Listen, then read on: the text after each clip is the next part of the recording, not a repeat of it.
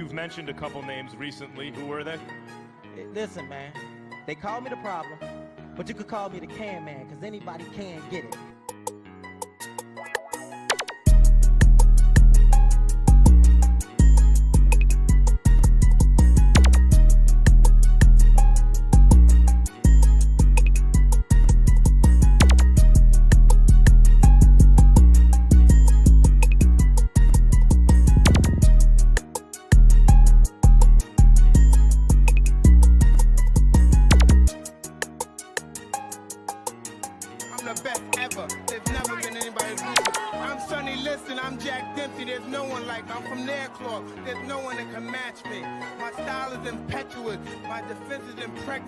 And I'm just ferocious. I want your heart. That's right. Our style is impetuous. Welcome to TTS, baby. Episode 210. Another Friday, another day to talk that shit. I'm with the homie Dirt Gritty. What's going on, player? Hello. Hi. How you doing, sir? Superb. How about yourself, mate? My sinus is still bothering me a little bit. But I'm better than I was last night, you know? Do you take anything for that? I is did. There anything, is there anything you can take to, like, kind of sort it out? Yeah, you know, like some Sudafed or some shit like that. Oh, Sudafed. Oh, I took some yesterday, but we had to take some today. But I feel better today, though. Hopefully you'll be all right. But listen to me, Dirt. Guess what? What? Sony's acquired a certain company. I'm shook. I can't believe this. So yes. we always thought the Sony was broke, but apparently not, huh? Apparently they got money. I don't know how they're doing it. We need to talk about that. I'm shocked. I can't believe it. I cannot believe it. But guess what? What? For some reason, Obsidian and Eidos Montréal are working together. Interesting. Interesting. Let's see how that develops. And guess what? What? Matt Piscatella is dropping them facts once again. Old school versus new school gamers. Oh. Interesting. And we'll talk Anything about else? it, please. Guess what? What? I dropped a video yesterday. Well, bro, are you kidding me? Yes. After 1 year. Damn. No, actually, it's been like 13 months. Yes. It was Guess a year. what? What? I got your t-shirts finally come after 4 months. Shit. Duckman shirt. Dogman. Nice. Oh, man. Guess what?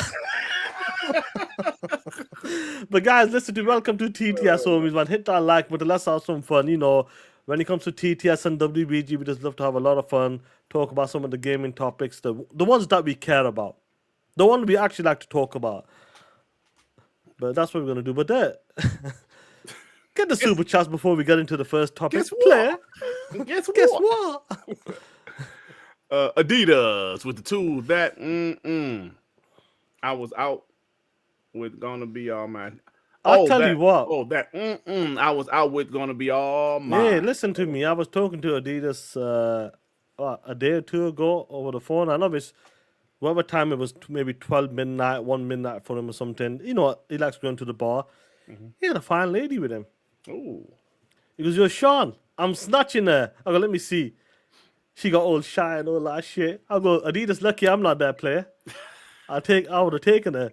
But shout out to Adidas. He's snatching up these girls like the Xboxes or something. nice. Nice. Lord Star Killer with the 5. 5, baby. What's up, man, player? What's up, player?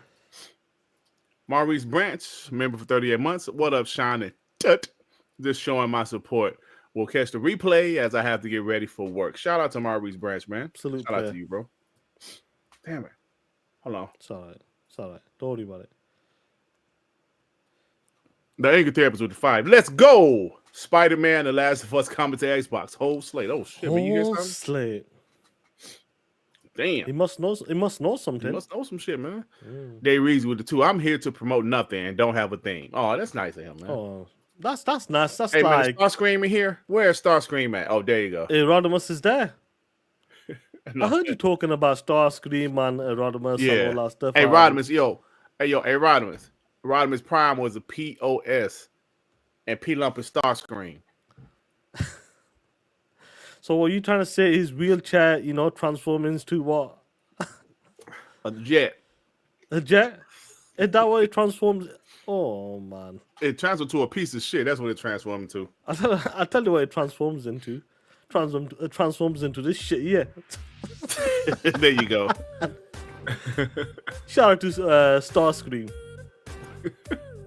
Woo! Transformers. Roll out. Autobots, roll out. Roll out. Let's go do that shit. Autobots, Bumblebee. Imagine, how you watch these, how you watch that movie, that Boys in the Hood, and like dudes have their hands down, like down their pants sometimes, like one hand in their pants. Imagine Rodimus Prime or some shit like that, bro, saying some shit like that with his hands, with one of his hands in his pants. Bumblebee, come here. Come here. Yes, Prime. Imagine that shit. Yo, they should do one of them versions, bro. Transformers in the hood. That shit, hey, I should do that shit with AI. That shit'll be funny, bro. Yeah. Transformers in the hood. Yeah, that'd be hilarious, that. Megatron, fuck you. Oh man, welcome Slam Noodles, but yeah, get this one super chat. Let's go for it, man. What's going on?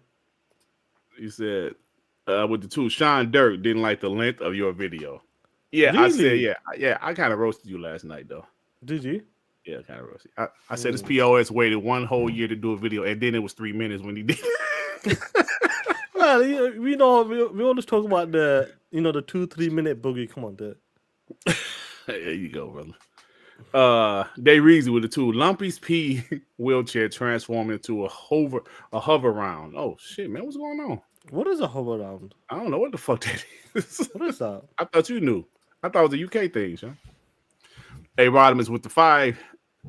If this is not a negative Xbox podcast and Dirt not talking about the virtues of The Last of Us 2, I am unsubbing. Rodimus Prime is the best. Dirt Black POS. Oh, come on, man. Oh shit. Not nice. He's upset. CJ with the 2 pounds. What up? King Trash as Optimus Prime impression. Go on. Let's see. Hold on. Bumblebee, come in, nigga. I can't do it. I don't know how to do that shit. You need to practice that. Yeah, I don't know how to do it. CJ, hey, Batman, I'm sure he'll get there. Batman, don't start. What was the deal? Listen to me. What was the deal with that wrestling is fake and you getting upset over wrestling is fake and all that kind of stuff? Like, what's up with that? Don't y'all dare call it Shaan. I don't want to go through this again. There's some haters in the chat saying wrestling is fake, man. Really?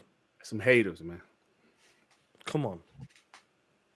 You tell me that mankind with his sock was choking people out for real. That shit was real. What? Hell yes, choking them straight out. And don't forget, Santino Morella with the sock with the cobra. Yeah, the snake. Man, come on, bro. So you telling me Jinder Mahal was with the flute controlling that guy's, his snake, bro, and all that stuff. Oh, you remember that? Man, hell yeah, that shit real, man. Hey, yo, man. This shit real, bro. I don't know why y'all hating. Flyboy, you a hater. Talking about it is fake. How dare you? Dave Reezy with the 2. A hover round is just an electric wheelchair. Oh, okay. I didn't know what the hell that was, Dave Reezy. Thanks, bro. Shout out to you, man. Blank 964 to 10. I know Iron Sheik and Booker T are going to have a great TTS show. Me, Ray, and some other 8-foot tall N-words are going to go console Hulk Hogan's daughter. Pause. Oh, shit. Brooke Hogan. Yeah, tall blonde. Web Dave with the 2. Shaan. Dirt videos are longer than yours. TTS. Yeah, that's true. My videos, I don't know. My videos be like 10 to 15 minutes now, Shaan. No, that's crazy, bro. That's like longer than a podcast. It's not longer than somebody podcast that we know about. Hold on, my man did a show last night. How long was his show last night? Because I know the one he did Tuesday was like 10 hours. I'm sure it's longer than 3.5 minutes. Yeah, I'm pretty sure. Let's see. Let's see. Was... Damn, bro. See what's up. How many hours? 7 hours. 7? The one he did Tuesday was 9 hours and 47 minutes. The one he did last night was 7 hours. 7 hours, man. Yobi with the fire. Wrestling is fake. Say that shit to Mick Foley, Steve Austin, Jeff Hardy, Undertaker, Owen Hart. That nigga say Owen Hart. Come on, man. Don't put Owen Hart. Nigga died, bro. He died really. He died Yeah, really, no. bro. He died really over there. Do not With get that me stuff. started. Pain is real. Yeah, tell him, Yobi. That's right. Tell him. Tell him. Angry Therapist with the fire. Too Cold Scorpio was choking some people with his snake. Oh, shit. Yeah, they say, yeah, I heard that story about Too Cold Scorpio. Vic Al Gambino, member for 12 months. Shaan, play the clip I sent you on X. Dirt is real. Oh, he sent me something here. I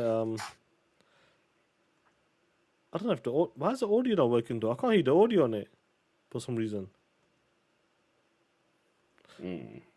Some guy talking about it's real, but I can't hear the audio for some reason. That's right. It's not working, Flyboy bro. Send it with to the fire said, I knew it was fake when they was putting Mae Young old ass through tables. So it took you all that time to know wrestling was fake? Maybe you was a kid, right? But I tell you what, Mae Young, you gotta give it to her, man. Bro, she was 80. She was still taking them bumps. Yeah. You know what I'm saying? She was still, I mean, they like protected her. But still, bro, for 80, still, bro. She Come was on, 80 bro. years old Like, taking them come bumps, on. man. I bet she hurt herself still. Yeah. She was, I know when Dudley Boy stood through the table in 99 or 98, she was 80. Yeah. Like legit 80. That shit's amazing, though. Raise Ultron to 2, Dirtatron, and Shine Wave. Lump scream coming for your throne. Megatron! He ain't shit. You ain't Megatron, you ain't shit. P-Lump with the fire. Wrestling is as real as Tim Dog taking someone's girl and beating someone's ass. Wrestling ain't been real since the Attitude Era. Oh, you thought it was real back then? Hey, P-Lump thought it was real back in the late 90s, but it ain't real no more. Man. Oh, that's some shit. That's some real shit, bro. Shout out to That's P-Lump. some funny stuff. P-Lump said the Attitude Era actually was real, man. Real. Them 4 years, 5 years were Yeah, the it was real real. shit. Yeah. Okay, P-Lump. Oh, man. Have you got everyone there? Yeah, that's it, bro. Oh, hold on. There we go. Oh, we got one more. Bonty, member for 29 months. Wild good, TTS, long time since I see you live. Yo, shout out to Bonty, man. What up, Bunty? What's going on? But shout out to Dave Rizzy. Sexual chocolate was real. Okay, can I say something real quick before we start? Guys, clearly I'm having fun. I know wrestling is scripted. Please. Thank you. I mean, come on, bro. Stop. I know wrestling is scripted. I say scripted because sometimes they do get fucked up for real, though. So I say scripted. So you telling me that when you were saying just right now and yesterday that wrestling is real, they didn't see as sarcasm. They didn't see that shit. Some They did, didn't some notice it. didn't. Some didn't.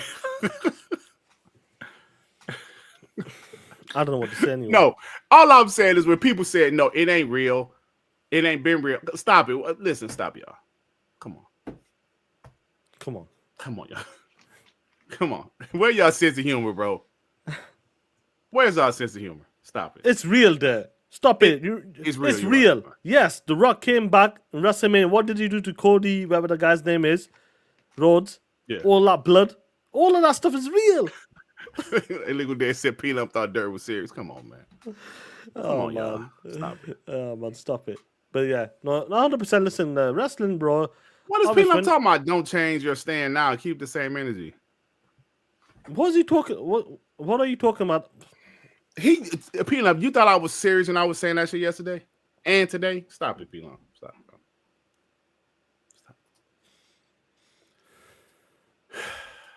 Yo B with the fight. Cody Rhodes and Brock Lesnar last match. He got busted open from the steel on the turnbuckle. Mae Young offered to get put through the table like a champ. Yeah, I know about all of that stuff, bro. You ain't got to convince me. I know what's happening. But come on, man. Yeah. Primus Game with the 5. Y'all should make the guess what a a segment that Dirt the Optimist put me on the floor every time. Guess what? Yeah, so you got to start every show like, my wife is actually calling me, knowing I'm positive. Yeah, that's man. You get that. Guess what?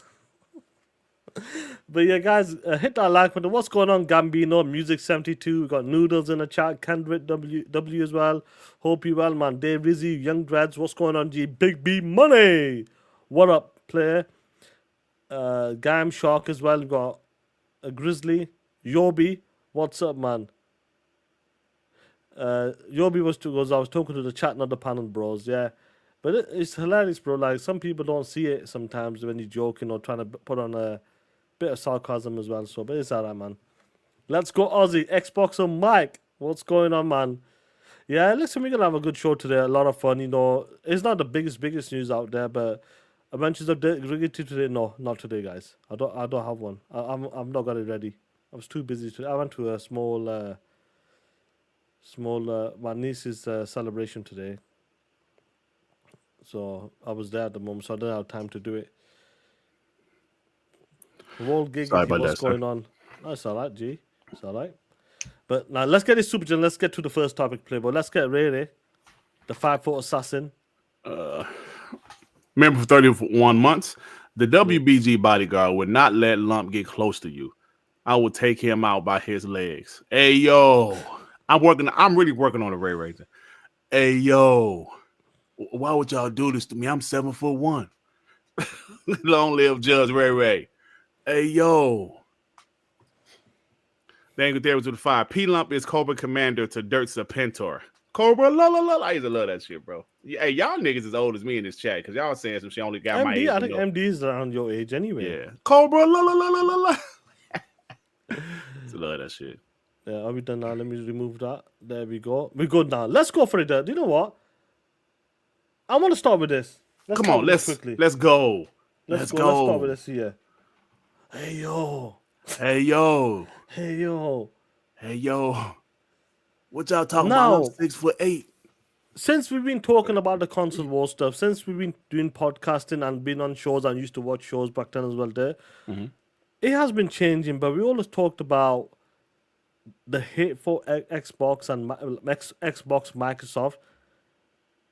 A lot of people get a lot of hits, views, clicks, subscribers, and we have talked about this for years. That you know that we've been talking about it, and that's why, like, when we did podcasts, we wanted more of a positive Xbox podcast, not them hating Xbox is dead podcast. Because when it came to like 2017 onwards, bro, them hating Xbox podcasts were just killing it. They were just on fire, and obviously we didn't like that shit. We need an Xbox podcast which is positive, but you talked about this recently as well, and Ray did a video, and you mentioned that when you do negative news, anything regarding Xbox or Microsoft, when it comes to just news that's not good or negative or just hating on it, if you put the title, Xbox is dead, it's over, consoles are gone, Microsoft is killing the console and leaving the console space, and Xbox, the gaming industry. Now, Ray did a video. I believe it's around about 4K, 4.5K, I believe. Yeah. And guess what? Someone else decided to test it. They go, do you know what? Let me just test this time. Let me see if they agree to what he's talked about, what these Xbox guys been talking about over the past 10 years. Let's see if this shit's legit, because Dark came into the console space late 2019, 2020. So he kind of missed them 3-4 early years. So he tested something out. And do you want to guess, like, what was the title of his latest video? I actually saw it, but go ahead. Yeah, go ahead. Xbox Zooming Extra. It's truly dead. Yes, that's what he put there. Now, can you just read it out here? Because he wants to give you guys credit because you talked about it. But I think he didn't know. Look, I feel like a lot of people, when we say media bias, I think a lot of people still laugh at us. There is no media bias. You guys are just upset because Xbox is losing the console when it comes to console sales. But he tagged you, talked about, yo, this shit is wild. Yeah. He's about to make some money. Talking about his views. And guess what? When it comes to his Xbox is truly dead. It is the #1 video. #1. Do you want to say something about this? Like, and do you see more people might just go towards this way, like, because it can make him more money? Well, Shaan, like what I was saying, my theory, because I was the one that started this last week's Dark Man. I was like, yo, man, it's clear because I ran into, like I told you guys, I ran into a couple of videos where these guys, just that one guy in particular named Sour D Doe, he had at the time, I think it was 300 and something subscribers, bro. Then all of a sudden, his video would get like 17,000 views because he said the tragedy of Xbox. But I'm starting to realize Xbox is just one of the negativity is something that really thrives on YouTube. Negativity. In general, yeah. In general, right? In general, yeah. Like, nobody wants a super positive channel all the time, right? I mean, well, there are some big YouTubers with super positive channels like Dahar Man. He makes skits, but they're usually positive skits. But negativity sells. And when it comes to Xbox, all you got to do is talk shit about Xbox, negative Xbox. And back to what you said, when I wanted to, like when I started my channel, I just wanted a more positive Xbox channel. That's what I wanted. Our podcast, more positive Xbox podcast. When Scram Punks got to be negative towards Xbox, that's when I started to get more pro Xbox guys on the show. To go toe to toe. Go toe, and that's when they got pissed and they quit. Because I'm like, I'm not about to just let you just hate on Xbox every damn week.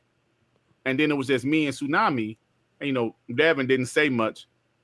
Then he going crazy. Yo, Xbox, steady over Xbox every week. And I'm like, look, bro, we ain't going to be doing this. Let me get some more Xbox guys to combat this because this is on my channel, right? So that's what happened.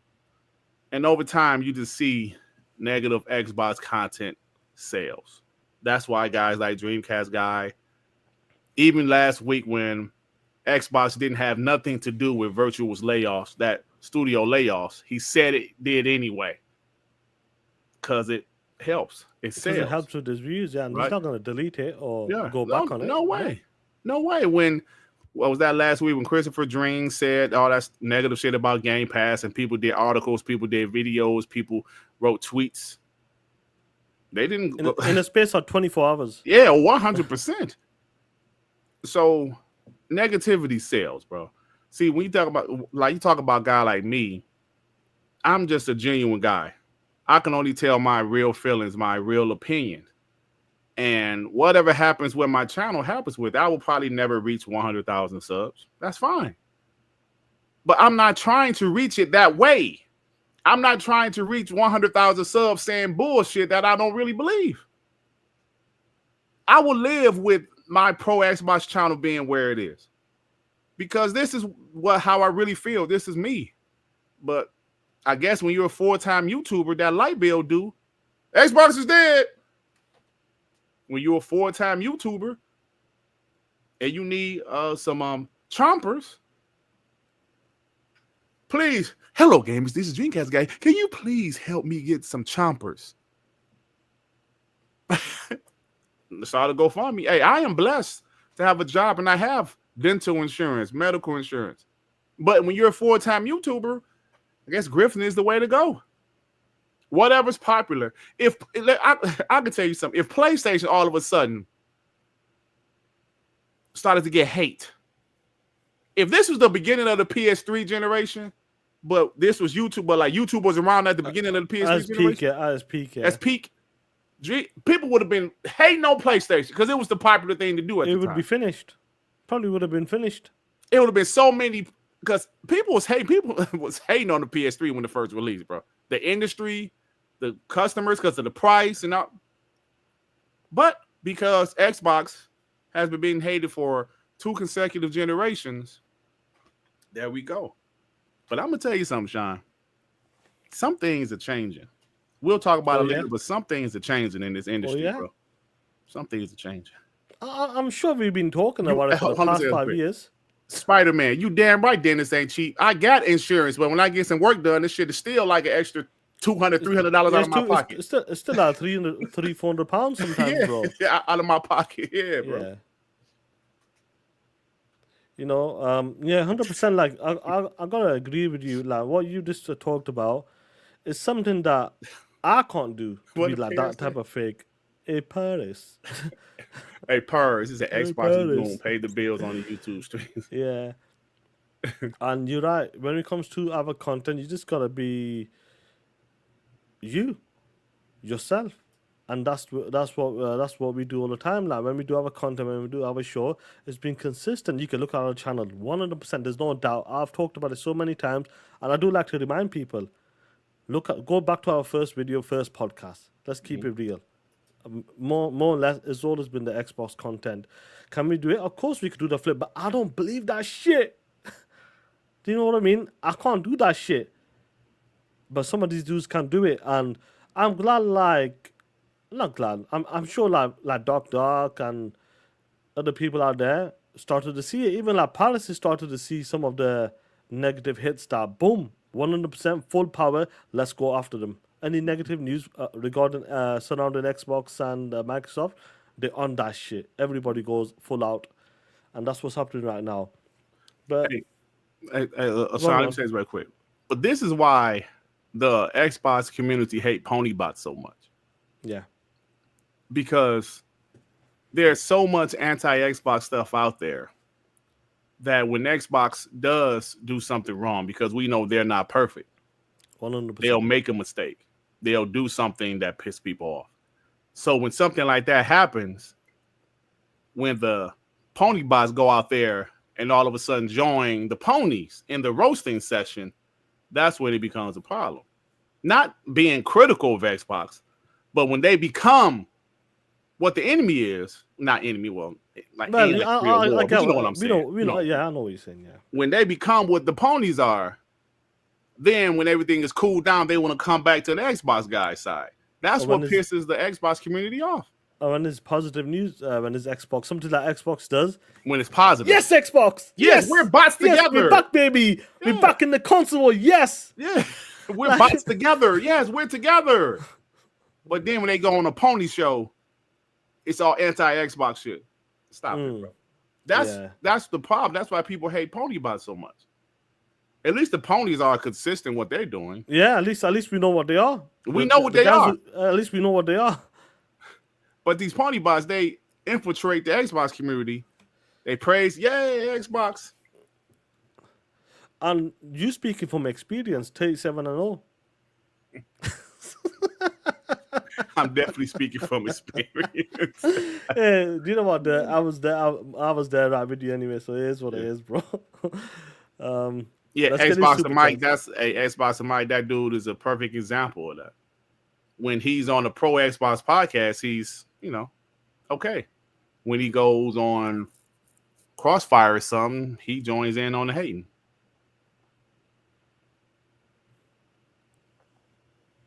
Parris said he's whatever the marketing talking points tell him to be. And that's how some of them guys be acting, man. Yep. The Angry Therapists with the 5, they talk about Xbox more than the PlayStation, giving Xbox free advertisement, living rent-free in their hurts. You know it. Simple Jack with the 5, YouTube doesn't pull up the Xbox channel when I search, but it does pull up the negative Xbox content. Instead, it pulls up the PlayStation channels just fine. Oh, yeah? There you go. Angry Therapists with the 2, went from Xbox tax to Xbox tariffs. Man. Mandingo with the 5, Dirt, you said out of your pocket. Guess what's in my pocket? The one with the hole in it. Hey, yo, Mandingo. Oh my God. Nigga, you never know you're gonna need some Vaseline, my nigga. Oh my God, bro. Hey, yo, man, that's some funny shit. But yeah, guys, some of you guys are new to the community, just like Doc and other people out there. And when we have talked about like from the pre-2020, like the pre-2020, when it comes to the current gen launch, negative sales, and a lot of people said, I didn't see that. I didn't witness that with the media people going after them, all that stuff, the podcasters and all of that surrounding that time with all of that news. some people never experienced that. But I'm glad some people are seeing it right now, seeing what's going on with like videos, clicks, negative titles, perfect thumbnails, all that, and it just sells. And I'm glad some of these guys, in the chat who started, a few years ago, they are seeing it. Yeah. So if you want to make money, guys, and you want to be fake, you know what to do. You know what to do. And Shaan, not just that, when you see a former employee or something said something negative, that shit that Laura Fryer said a couple weeks ago, that video she did went crazy. Yeah, absolutely. It took off. Oh my God, man. It went absolutely crazy, but it makes me think about the guy that used to work with Sony Ben, how he was very critical of PlayStation. Ain't nobody say shit but us bots. So it is what it is. It is what it is. Right there. Now I want to talk about. Where are we now? 1 second, sorry. Let me write this as a timestamp down. Let me get it. Now let's get to the main part. The old school versus new school gamers. How many times have we talked about this there, would you say? Because I would say, like, we've been podcasting for 5, 6 years, and we have talked about this. What's changing, the gaming habits, the industry, how people are playing the games, accessing the games, more beyond the console, which Phil has talked about so many times. But someone named Matt Piscatella has data. He ain't no punk bitch Dirk Griggity on YouTube. Doesn't have information. I know punk bitch. No. There.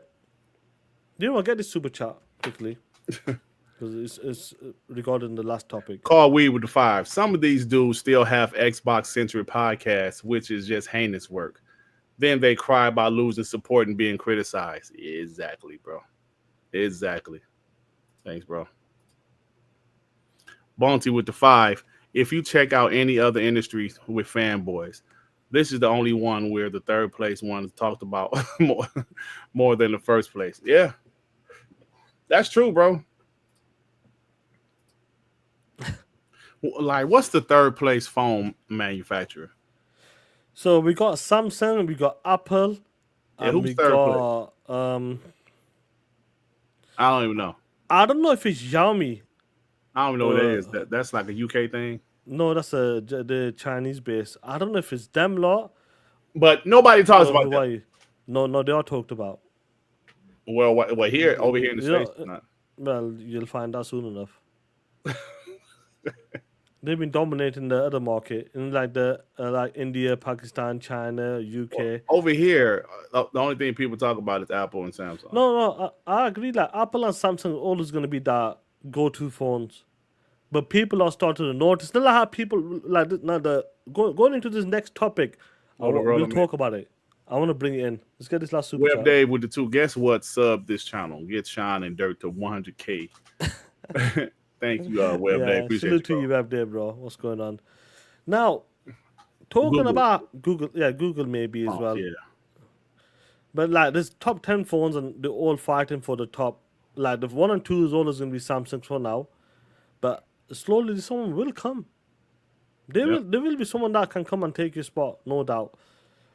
Now, Matt Piscatella, he was talking about the old school, the new schools. Like, if you're the guy that had a Nintendo 64, as a gift, as a present, when it comes to Christmas, you're probably playing on console. If you were the guy who had Sega Genesis, Sega Mega Drive in the UK, Master System, you're probably playing on console. But go past that, go beyond that. Let's go from 2010 onwards. Now, if you're a kid growing up and your first interaction is a mobile game, Ninja Fruit Ninja, and these type of games, Candy Crush, you name them all, Gears Tactic, Gears Pops. This games like that, that's how you access your game. That's how you play in these games right now. Now, when Matt talks about the always, I got this tweet, 1 second here. Just 1 second here. Because I still do believe that some people still trying to hold on to the always. Now, Matt put this out here there. Can you read it out for the homies?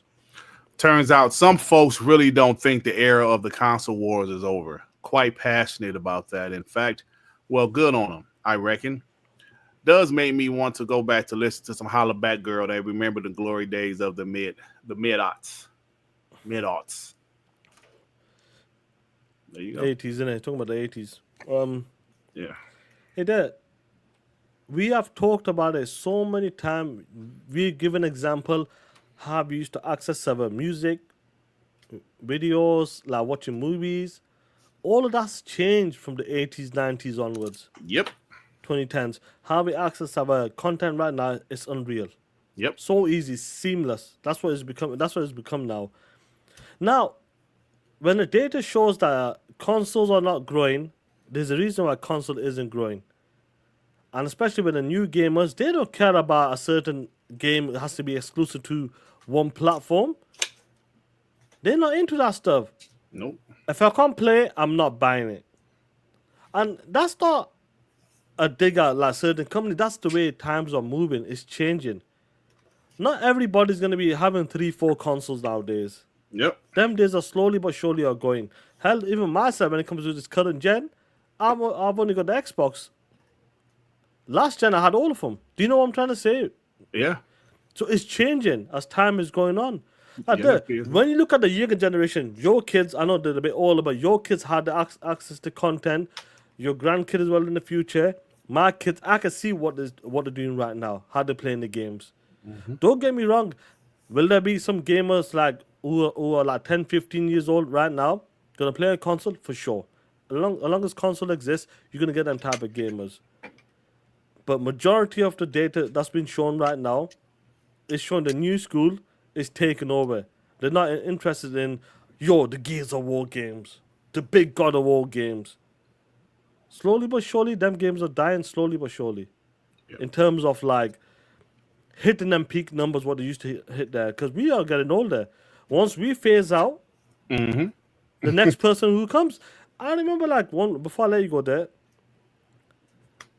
Parris, because I gotta say something about this subject. You wanna send them a link if you want? It's up to you there on Twitter. I'll say this: when my dad talks about, I'll keep it with movies, certain actors. My dad be like, "Who are these actors?" Back in my days, these actors used to be out there, you know what I mean, all chest out, all hair, they're all that crazy shit actors, the female and all that stuff. The way they used to do the movies back then, they were miles better, they were better singers, all of that stuff. But when it comes to art and music, no, the 90s were better, the 2000s were better. And I'm sure the younger kids right now will say, nah, dad, the 80s and 90s movie, they suck. Look at them, it's stupid. And that's how time goes on. People move forward and what they get used to. Now, overall, looking at the old school versus the new school gamers, Matt Piscatella bringing out the data, and he's talked about it so many times. And the way the gaming habits is right now, live service, free-to-play games, especially as taken over in the last 6-7 years. Yeah, What do you want to say about that, bro? Well, like Matt Piscatella, what he said is something that we say often here, right? We talk about how we're in a different time. Like my 16-year-old, she is 16. She was born in 2009. She never experienced not having a phone. She never experienced this world without cell phones. She never, and she's 16 now. 16, yeah. Right? She never experienced not having stuff like easy to get, like Netflix. Everything is so easy and convenient to get. She don't even have to go to the store to get her music. Or movies. Or movies. Blockbusters, yeah. She don't have to do any of that. I remember going to get 50 Cent CD in 2003. Had to physically go get it. Got to go. They don't have to do that shit no more. Nope. They could be in their bed at midnight when the album unlocks and just start streaming it immediately. Yeah. This is the world we're living in, right? That's right. So what Matt Piscatella said is absolutely right. When you see guys, and like I'm gonna let Parris go in a few, when you see guys out there talking about, the consoles is not moving the consoles. I brought up last night, it's July. Forza Horizon 5 was the best-selling game on PlayStation. For 2025. for 2025 thus far, right? Only 3 million. I mean, 3 million is great for Xbox. I mean, that's a decent number. But they have 78, 79 million consoles out there. Assassin's Creed Shadows, Monster Hunter Wilds, all of these huge multi-platform games, none of them sold 3 million. What is that telling you? That's telling me what Matt Piscatella said. Yes, people our age, yes, we still love consoles. But think about, my daughter is 16. Think about your kids, Shaan.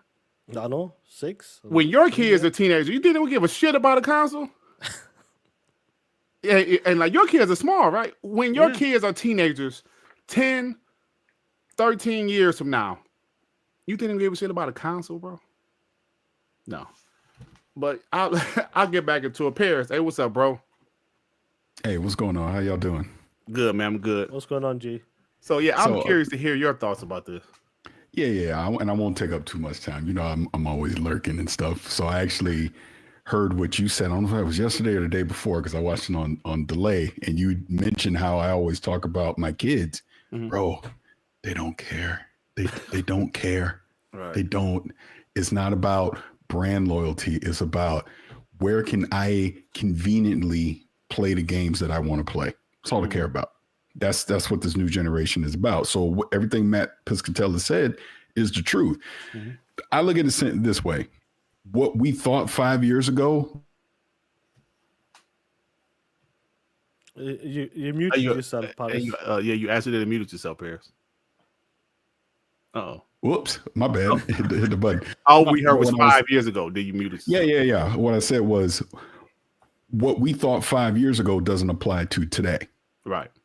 It just doesn't. What we thought about exclusivity and hardware, all that stuff, it just simply does not apply anymore. And the only people that you still see arguing and fussing about this is old people like us. Yeah. Young people don't care about this stuff anymore, man. The bottom line, like I'm lucky enough that I'm able to talk to people across various brands, Xbox, PlayStation, Ubisoft, EA, all that stuff. And it's universal. They're trying to make money, man. They don't care about your feelings. They're trying to make money. Yeah. What is the best business model for them to make money? And what Matt Piscatella was already talking about, what we've seen Xbox clearly pivot to, what we see PlayStation, dipping their toe into, it just makes sense. Why would you limit your reach with your games? As much as these games cost to make now, right. Why would you limit how many people actually have access to them? I mean, the proof is in the pudding. You saw what Forza Horizon 5 did on PlayStation. So what do you think Xbox is going to do? They saw that. They're like, shit, we put everything everywhere. It'll be fascinating to see what Helldivers 2 does on Xbox. We obviously see what Helldivers 2 does on PC.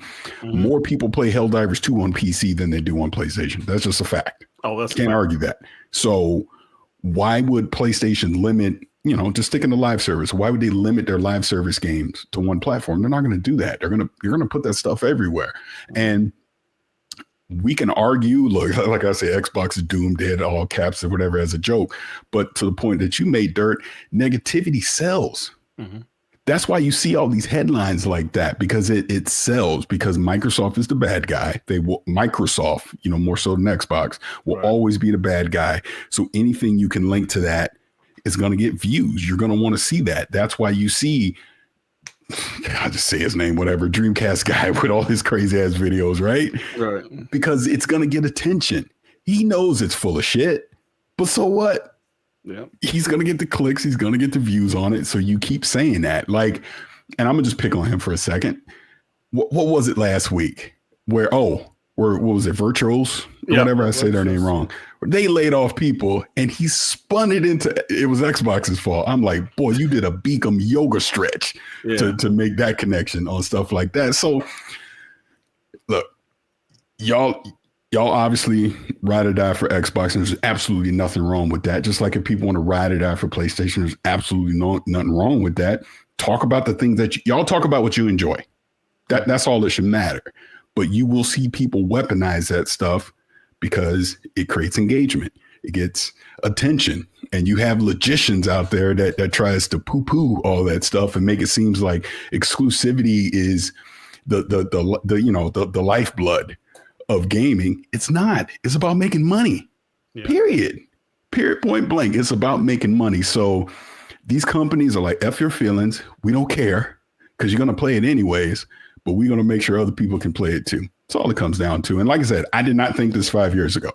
I didn't. Right. Obviously, yeah. Look, people love to clip that shit I was saying. So no, I didn't think that 5 years ago, but I'm not dumb. I pay attention. Like I said it before, I'm lucky enough that I talk to people in positions of, let's say, making decisions. Let's put it that way, right? Mm-hmm. They're just telling you the facts of what it is. You don't have to believe it, but you're seeing it play out right before your eyes, whether you like it or not. That's all it is. That's a fact.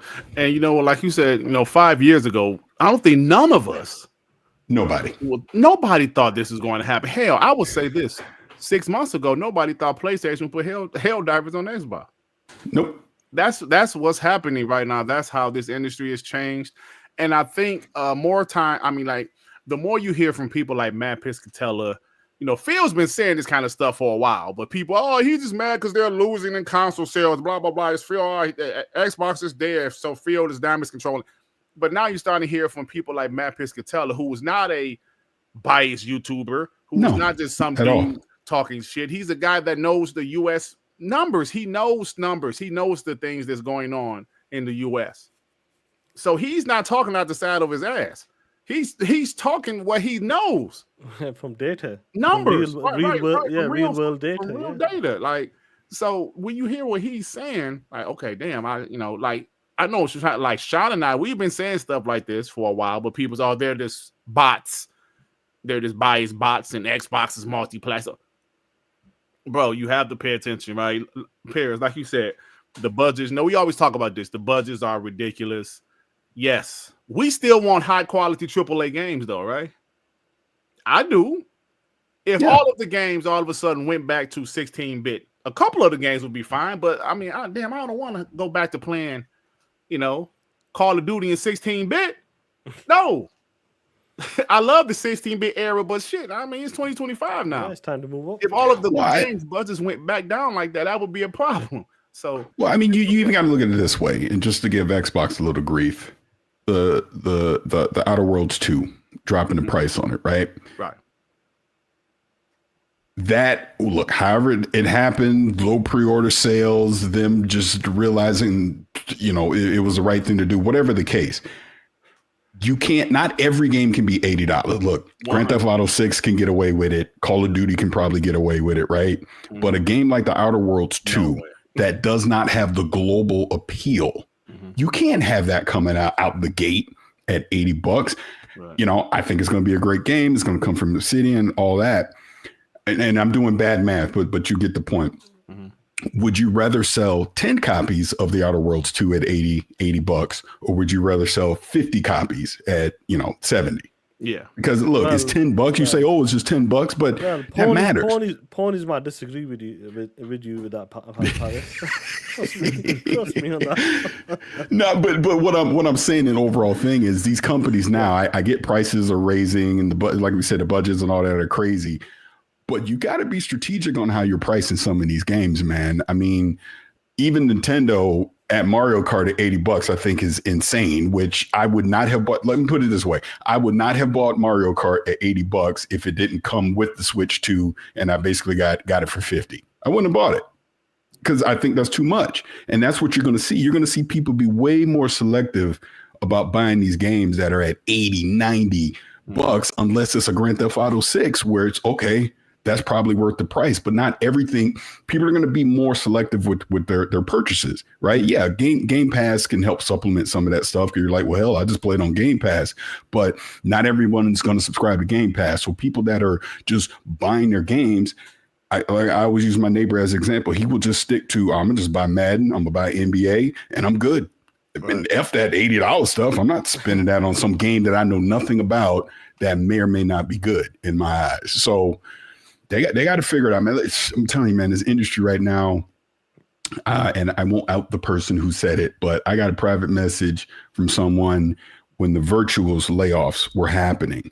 And basically he was explaining to me the reasons why it happened. I won't go into all the details of it other than to say he ended it by saying the industry is in a very dark place right now. I can believe that, man. And you think and I will say this was not someone that worked for Xbox. Do you think, Parris, because we hear a lot, and me personally, I can't speak for Shaan, but I think there's something to do with people are just playing the same 10 games. Yep. Where people are not trying. Like I said this before, Parris, if you go back to the original Xbox PS2 generation, the casuals would play, a few games a year, but they would still buy the new iteration of those games every year. They'll do that with the sports games, but everything else, and I'm like, with the exception of COD, but everything else, it's just the same game, man. Yeah, they're going to be picky. They're going to stick to what they know. And, everybody, Xbox Game Pass is ruining the industry. You hear that all the time. But what people conveniently leave out of that discussion is Fortnite, live service games, games that take up all your time. Yep. Whereas, why am I going to go out and buy another game when all my time is invested in this one live service game? And I'm just using Fortnite as an example, but you get my point. Like me personally, Destiny, I played that shit for 10 years. I wasn't playing nothing else. Wow. It was like, you had to pry the controller out of my hands to get me to go try something else, because it got to the point with me with Destiny where it felt like a job, where I got to grind. I got to get my power level up. I got to get ready for the next dungeon or the next raid. You know what I'm saying? So I just reached the point where I was like, I got to stop, because I'm not playing other stuff. I'm literally only playing 1 or 2 games, whereas there's all these other amazing games that are out there that I should be playing. Right. And now we're at a point where if a AAA game comes out and it, quote unquote, does not meet sales expectations, what do you think happens? Yep. Layoffs, studio close, sequel doesn't get greenlit. That's what happens. So something's got to give on all this. And I think we're starting to see it. It sucks how it's happening with all these layoffs and everything that's going on. But bro, the prices are out of control. Yep. To the point of what Phil Spencer said a few years ago, and people get mad whenever I repeat it, but clearly it was the truth. The console market is not growing. It is the same, about 200 million people buying the hardware every year, and it's not changing. So what do? You got to find another avenue to grow. PC obviously is one of them, and we're starting to see, hey, put them games on other consoles too. That's what's happening. Yep, 100%. And this is something we talk about all the time, man. But we're just getting more and more evidence. We start to hear people like Matt Piscatella talk about it. When we start to see other people talk about it, it is what it is, man. And this is where the games industry is. I'm happy we're still getting new games to play. But if these games don't do well, it's like, what's going to happen? Yeah. I mean, I just look at it like there's games coming out the rest of the year I'm super excited for. We kind of see what's coming next year, at least on the Xbox side, stuff to be excited about. I just hope for lack of a better term, I just hope it all just works out so that these studios stay open, these people stop getting laid off, they can continue to make games. Because I think the other thing that we're seeing now is you're going to see less risk being taken where certain IPs get greenlit. Like I was listening to Boom Show earlier, and they were speculating about Wolfenstein 3 coming, like getting announced. I'm like, they ain't announcing no Wolfenstein. And look, I know nothing, but bro, really? You really think Wolfenstein, as much as I love the series, Wolfenstein don't sell. It's not a huge seller. Right. So why would you, as Xbox or Bethesda, and this is just me thinking logically, I don't know nothing. Why would I greenlit Machine Games to go make a Wolfenstein 3, which might sell okay, or do I greenlight the sequel to Indiana Jones and have them working on that, which has been universally praised and seems to have sold very well? You're going to do that. Just like we're all complaining about, well, where's Fallout? Why ain't there another Fallout? Well, if I got all the teams that could be working on Fallout, working on other IPs that may not necessarily be a hit, y'all gonna stop making that and y'all gonna go make Fallout. Yeah, exactly. Because that's gonna make money.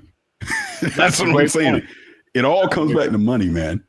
Money. Hey, Parris, because then like EA, because I mentioned this last night. Didn't EA just said they're only going to stick to their tentpole franchises now? Their sports franchises, Battlefield, less risk. Because it makes money and it's less risk. And let's be real, that's essentially what Phil Spencer said in that letter or that email that came out after the layoffs. Mm-hmm.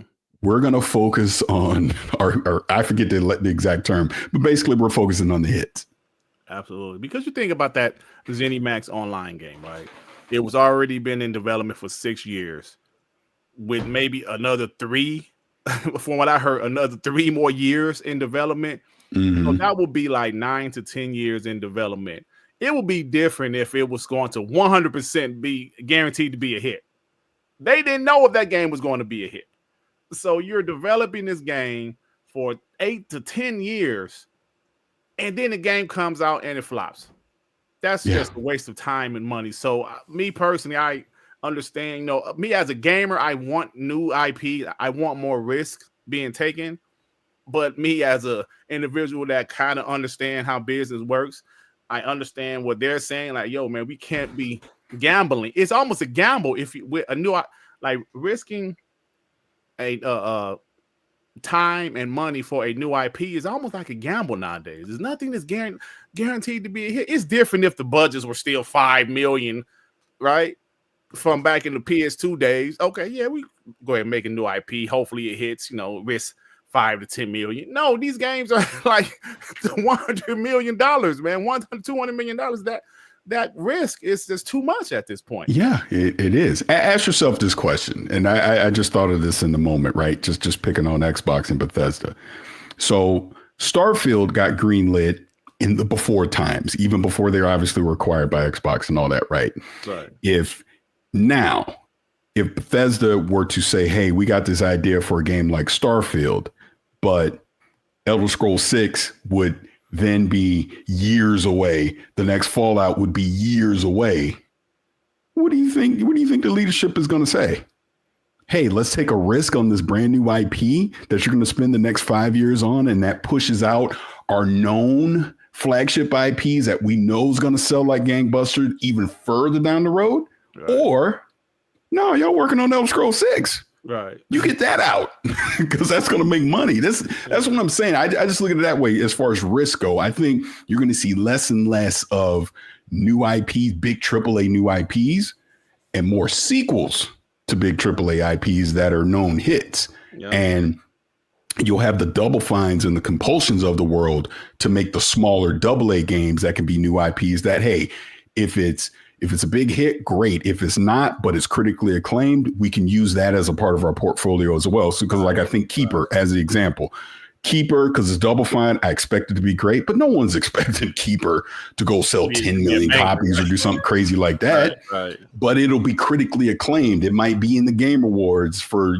best whatever title, right? Stuff like that. Mm-hmm. Whereas like South of Midnight, obviously, when I'm bringing up with Compulsion, we know South of Midnight didn't sell that great. But South of Midnight got critical acclaim, and that's why when everyone was worried about Compulsion going away with these layoffs, maybe they decided, hey, we got this smaller AA studio that made something critically acclaimed. We can greenlight their next IP because we're not counting on them to generate huge revenue. Right. Whereas the Initiative with Perfect Dark, no, y'all got to go make some money. Right. And you were still years away. You didn't have it right. It was nothing but issues for the last 6 years. Okay, we're closing that studio. Everwild, we gave you 10 years. You couldn't get it out. You got to go away because you're not making money. And that's why people need to get out of their feelings with all this console war shit and realize these are businesses trying to make money. They don't care about your individual feelings. They don't. They don't. They just simply don't. Hey, Parris, you said something. I believe Matt Booty said something very similar. This was, I don't know, sometime last year. It was on some podcast, and he said, "Hey, Bob Zip, bring your punk ass up here, and you tell me what I should be saying. How about that? Because that's the other thing about me going on podcasts. I read the chat, and I'm always available, bro. So don't be an internet coward hiding behind your avatar. talking shit. Come up here and talk shit. Damn. Oh shit. Oh. Yeah, I believe Matt Booty said something very similar. Like they have the games in Game Pass that they expect to make money, or not necessarily Game Pass, but he said their first party content with games like Call of Duty, Gears, Halo that they expect to make money. The big games. Then they have the art games that they know is not necessarily going to be a huge seller, but it's kind of like maybe the budget isn't as big, like South of Midnight, like you said, like Psychonauts 2, some of those types of games. And I love those types of games, and I'm happy that Xbox is still willing to put out those types of games, even though they might not be huge sellers, like a Hellblade 2 or something like that. So that's exactly what's going on. Not every game is going to be a huge seller, but if the budget is like that, because I saw you said on what that podcast you had with the guy that used to work for Xbox. Unlock. It was Greg Kesta. I'm blanking on his last name. When I was on IGN Unlock. Yeah. Yep. Unlocked. How you brought up Callisto Protocol. That's something I always bring up, bro. That like me personally, I love the game, but that game flopped. It was $162 million budget. It flopped, and that studio was pretty much gone, man. It's gone. Yeah, and that's the example that I always go to as well, because it's like, here's a brand new IP. You open a new studio. You got these veteran developers that worked on Dead Space and all this to create this new, in that same kind of sci-fi horror genre game. It will always look great, but then it came out super buggy, had a lot of issues. Nobody bought it. And what happened? Gone. Yep. And that's the industry we're in right now. When it comes to like these big budget games, and you're a newcomer trying to dent the market, put a dent into the market against the top 10 live service games, or top 10 best playing games every week, it's a problem. Mm-hmm. That's the problem we have right now. Yeah, it is. And to address, I know it was a troll in the chat, but I do go on a lot of podcasts I probably do sound like a broken record with a lot of this stuff, because, I'm just telling you what I hear, or I'm giving you my opinion on this stuff, because I think a lot of people still that you see comment on social media all the time, they're honestly just saying the same shit over and over. It's like, we got to get to the point where you got to get over it. It's like these games are going to be everywhere, and it's fine. Like, honestly, Xbox putting Forza Horizon 5 on PlayStation didn't affect my life at all. Yeah, it didn't. It really didn't. It didn't change anything about where I game or how I want a game. So just like when Gears of War Reloaded comes out on PlayStation 5, if anything, I'll probably play it on PlayStation just because it's weird, just to see. But other than that, who really cares? We can't be having that, Parris. Come on. I know you can't. We can't be having that, Parris. Come on. Listen to me. You're on TTS player. We can't be having that. Well, someone did say I was a pony bot. I guess I'm a pony bot. No, you're pony botting now, but listen to me. Shout out to you, Parris, man. You've been here for like 20 minutes, bro. Shout out to you. We love your input as well, because obviously you're part of like the industry. You know some people as well, and obviously giving your opinion as well, like what you've been hearing and seeing the industry change over decades. Never mind the last 5 years, over the last 20 plus years. Mm-hmm. But shout out to you, Parris, man. Hope everything's good, and have a good day as well, man. No, appreciate y'all having me on, man. And I will self plug as I walk off of here. So, the next few weeks about to be crazy. I'm gonna be at this Battlefield event next week. Then I'm gonna be at a couple other things I can't say yet the week after that. Ooh. And then I get a break, and then I'm at Gamescom. Gamescom's about to be nuts. Nice. Be nuts. Crying. Dope stuff, bro. Yeah. All right, man. But appreciate y'all having me up. All right, bro. I'll be trolling in the chat. All right, thank you. Yeah, hey, man. Yeah, Battlefield. That trailer didn't do nothing for me because it was all CGI. It was cool, but it was CGI. Bro, people have been waiting. Yeah. They want to see this game from that dude, and that's CGI. what you got. Yeah, but CGI shit, bro. But I like Battlefield, except for that last one. It was multiplayer only. I always like the campaigns. I like the multiplayer too, but I'm gonna get this one though. I'm gonna get it. Yeah, I remember when we played the multiplayer, we dropped it off, but 1 hour later we left it. Yeah, that was the one. Yeah, it was the last one, right? The 2042. Yeah. Shit out of here. This is shit. This shit out of here. But shout out to the guys. Get the super chats, then we'll continue this. It's a bunch of games coming out, man. Like, yeah, they're all coming out quite fast now. Yeah, like shit. I'm still playing that damn Final Fantasy 16. Still enjoying it. Jonas the Dad, member for 25 months. What time is it? Time to TTS. Talk that shot. Oh shit. Talk that shot. Like the burn. Excuse me. Thank you, Jonas the Dad. P Lump with the 2. I remember going to steal 50. Come on, what you mean you stole it? Why you wait? How did you steal it? Did you put it between your legs or something in your wheelchair or some shit? Come on. That was 2003, bro. I remember. Yeah, but my point was, we used to have to physically go to the damn store. 100%. When a new CD, when like artists that we like is dropping the CD or a new album, I should say, we just wait for it to unlock on Spotify. Once it unlocks, press play. Oh, okay, that's cool. it. Let's go. I'm in the bed. I ain't left the house, bro. I swear the other day. This is about a month ago now. I woke up one morning and spent $300. Didn't leave my damn bed, Shaan. Went on Amazon. How is that possible? How is that possible? This is how it is. Shaan, I was in Guess what? Guess what? What? I needed some tea bags. And guess how I got that shit from Amazon? Because it was on sale. Who the hell going? It came the next day. The next day, right on your doorstep, right? Yes. Bro, I'm telling you, the wife said, "Oh man, I forgot to get. I don't know what it was she wanted." Then I had some other shit that was in my cart. I was, "Oh yeah, I forgot to buy this." Look at you with water. Guess what? That's Amazon water. Amazon water. You don't even go get the water from the store no damn more. Look at that shit. Look at that shit. Bottle that sauce. By Amazon. I know Amazon had water. Spring water. So it has like, your minerals or that. But that's Amazon shit.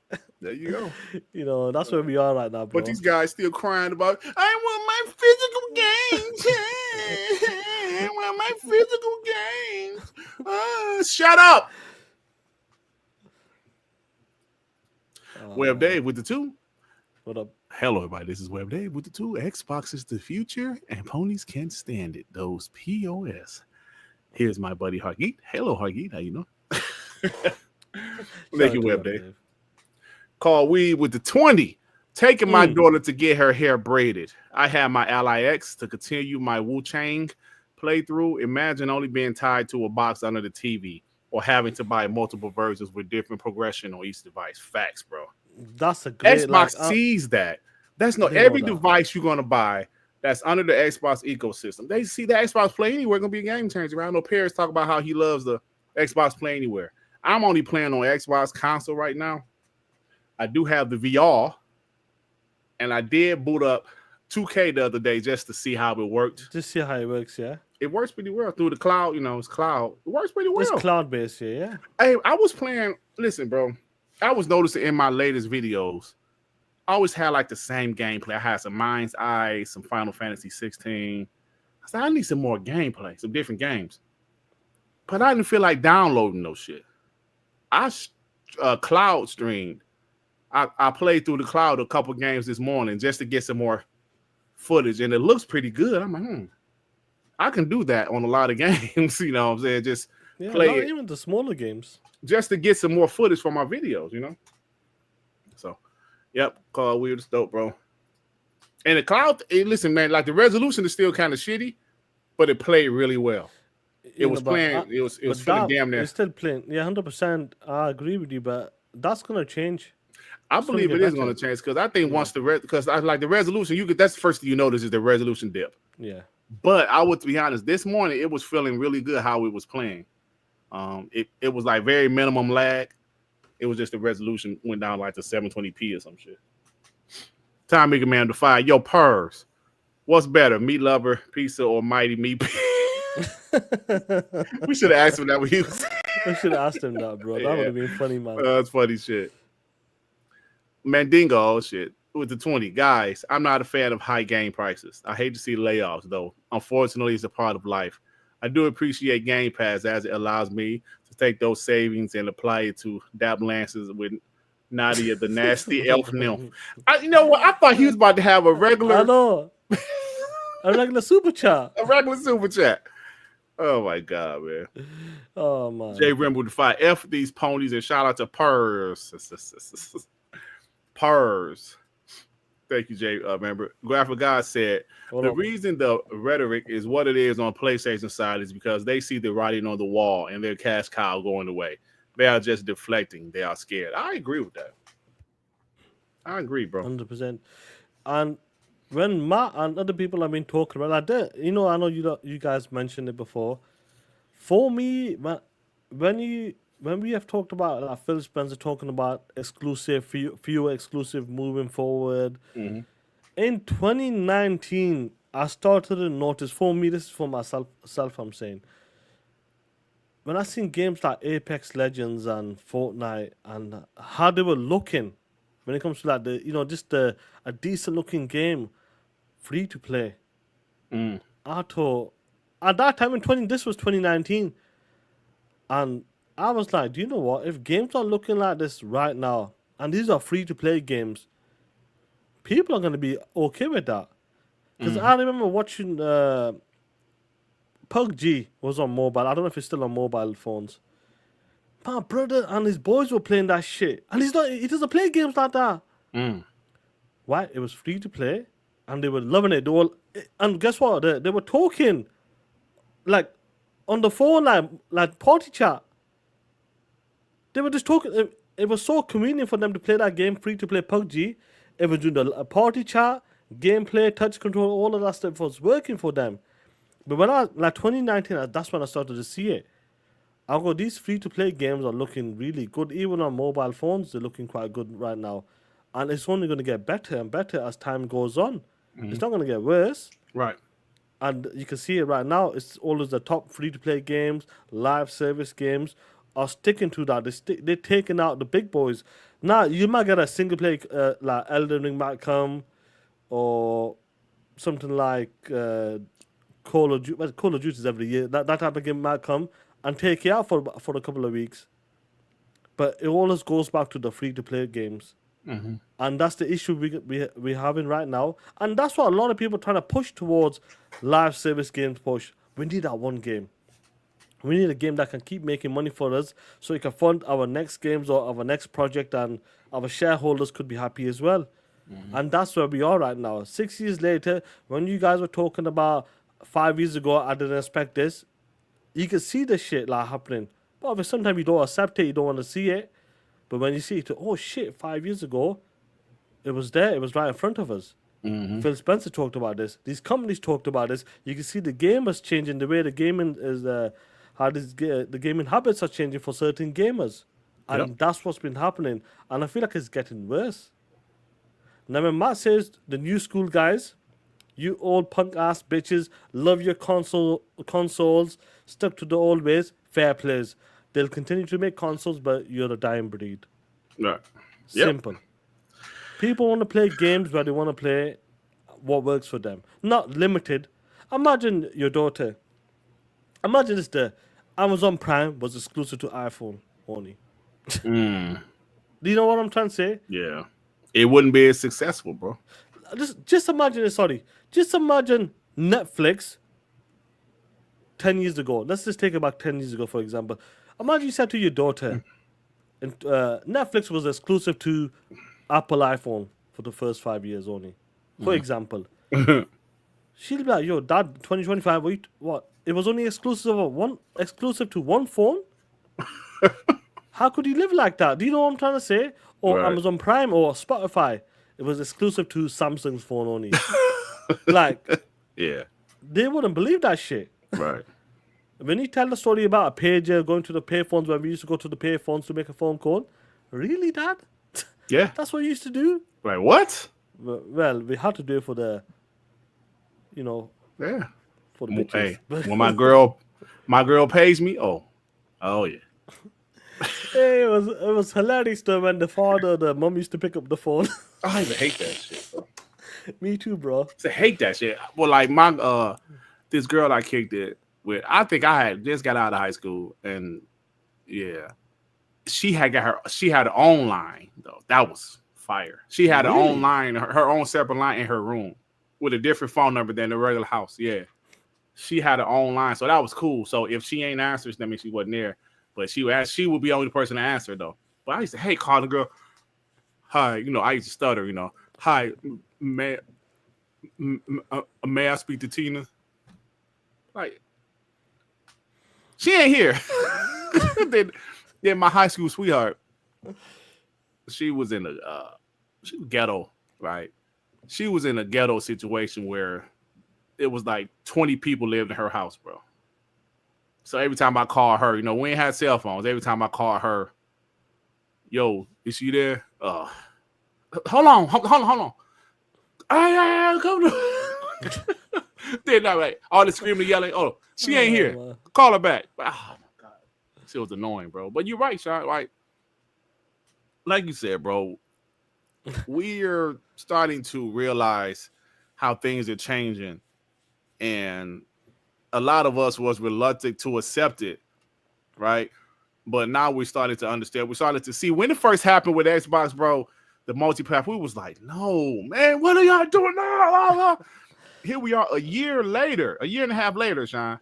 Now we're starting to see, Xbox wasn't necessarily wrong. They was just the first. Yeah. Right? They was just the first out of the... Now, Nintendo was still in their little lane right now. But there's so many things that happen in life, Shaan. Like I said, when things change, like I mentioned, like music, shopping. We talk about shopping. It's convenient for us, right? You not leaving the bed, you spent your money, the water comes to you. We don't have to go get the water no more. It comes to us. Nope. Of course, you can still go the old traditional way, go to the store and get, which you can still go get your console. You can still go buy your games or whatever. But it's just a different time, man. And I'm happy. It's like, I'll give you a prime, I don't know if it works or they do it over your side as well in the States. The pharmacist, the chemist, we call it the chemist here. Mm-hmm. I remember we used to get our prescription, go there and, wait 15 minutes to get your stuff. But guess what happened? Guess what? As time goes on, another company came. They opened another pharmacist. Guess what they started doing for the elders, for the elders people? What? Will deliver it to your doorstep. Yep. Now they deliver your shit. 9 times out of 10, your shit's getting delivered to your doorstep. Because why? It's all about getting patients and prescription. That's how you make your money. That's how these pharmacists and chemists make their money. Mm-hmm. When that one person started doing it, take elders who they got a cane, all that stuff. That's brilliant. The doctor just sends it, boom, it'll come to your house in a few hours. The elders love that shit. Mm-hmm. Like my mom and dad, blood pressure tablets, all of that, diabetes, all that stuff, deliver it every week or something. Mm-hmm. They don't need to go down there or send my punk ass to go get it. All that shit's coming, and that's what happened. Times has changed, and here we are, bro. Change, bro. That's right. Times have changed. So I just think people need to, some of these old school, I like how it used to be type of guys. Yeah. We experienced the old school. Yeah. I remember pulling up to a chick house and this happened to me. Okay, now what the fuck do you want? Oh, man. Nice. Yeah. But people that is a different time, they'll be okay. So before we finish up this topic and we talk about Obsidian and Eidos and some other shit as well, some pony shit. 5 years from now, do you have any predictions or something like it's gonna change? Like 2019, 2020 was a different ball game, where we are right now. Let's talk about 2029, 2030. Like, what's gonna be the change again? Like, is there gonna be something like a platform holder's gonna do, or just the gaming industry? Like, what is it? You think it's AI? You think that's gonna be the big one? That's gonna be something big because we're starting to see it throughout this year. Excuse me. Throughout this year, Shaan, AI is getting more and more, becoming more and more of a big thing throughout the year. Yeah, so I can't imagine it 4 or 5 years from now, bro. Yeah, I can't imagine it 4 or 5 years. It's gonna be crazy. Abdul goes. Emmett goes. No PlayStation 6. Unfortunately, I do think we're going to see less gaming publishers. I think, unless something changes in this industry, I think we're going to see, less games. I hope I'm wrong. I still believe Xbox will be around. I believe PlayStation will be around. I believe Nintendo will be around, but I do believe PlayStation and Xbox will be multi-platform in 5 years from now. Nintendo, I think they're still in 5 years from now, bro. Who the hell knows? Because, remember, was that last week? It was something from a Nintendo executive saying something about we got to figure out a way because the budgets keep growing. Budgets are growing even in their games. Yep. Even their game budgets are growing, so even they're going to try to figure it out. Hey, but the question I asked, we know Xbox next console is going to be a hybrid PC, right? PC/console. I like what that guy said. It's going to have the convenience of a console, but the freedom of a PC. That's what the next Xbox console is going to be. The PS6, what is the PS6 going to be? Is it going to be a traditional powerful console? Well, we don't know. Bro. We don't know, because they're making certain moves as well. And obviously the community don't like that as well. And where will they be? They're talking about the PlayStation 6 in 2029. Yeah. Yeah. So I reckon the cross-gen is going to go on for 15 years now, bro. 10, 15 years. Yeah. That's what the PlayStation 5 I'm talking about. PlayStation 5 Pro. That shit's going to be a 10-year cross-gen. Guaranteed, bro. Yeah. And I think that's where we are when it comes to the platform holders and the gaming industry. It's going to be interesting to see where I feel like AI is going to play a big part. You can see it, what it's doing right now. Some of the stuff is crazy. I was watching something on Facebook or something, one of them shorts. A girl did a prank, her boyfriend went on this app, kissing another woman, and that shit looked legit. Do you know what I mean? She was messing about. Look at you. What did you do? Your POS, and all his mates in on it, and it was an app. That's where we are right now.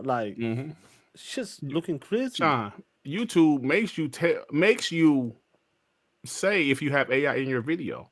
You have to say if you have AI in your video. You have to say it on YouTube. You have to say it because it's at the point you don't even know the difference anymore, bro.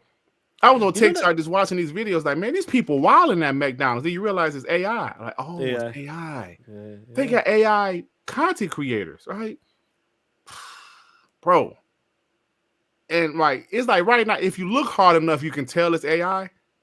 But how is it going to be in 2 more years, bro? You might not be able to tell at all. It's something about the eyes you can tell it's AI. It goes a bit off. Yeah, but looks a bit off. In 2, 3, 4 more years, bro, you might not even be able to tell the damn difference, bro. I remember that Will Smith, that it was Google AI. I don't know which AI company was it, but they were showing Will Smith eating some noodles, and then fast forward a couple of years later, that's just looking more and more legit. Yeah. So you can see in another few years' time, it's going to be special, and I'm not surprised YouTube is saying, if your shit's AI. Make sure that shit's in a description or something. You have to put it in. I know we kind of mess about with AI with the voices and all that stuff. I wonder if that counts towards it. Do you know what I mean? I'm not sure because I don't know. When I did the AI voices, I did what?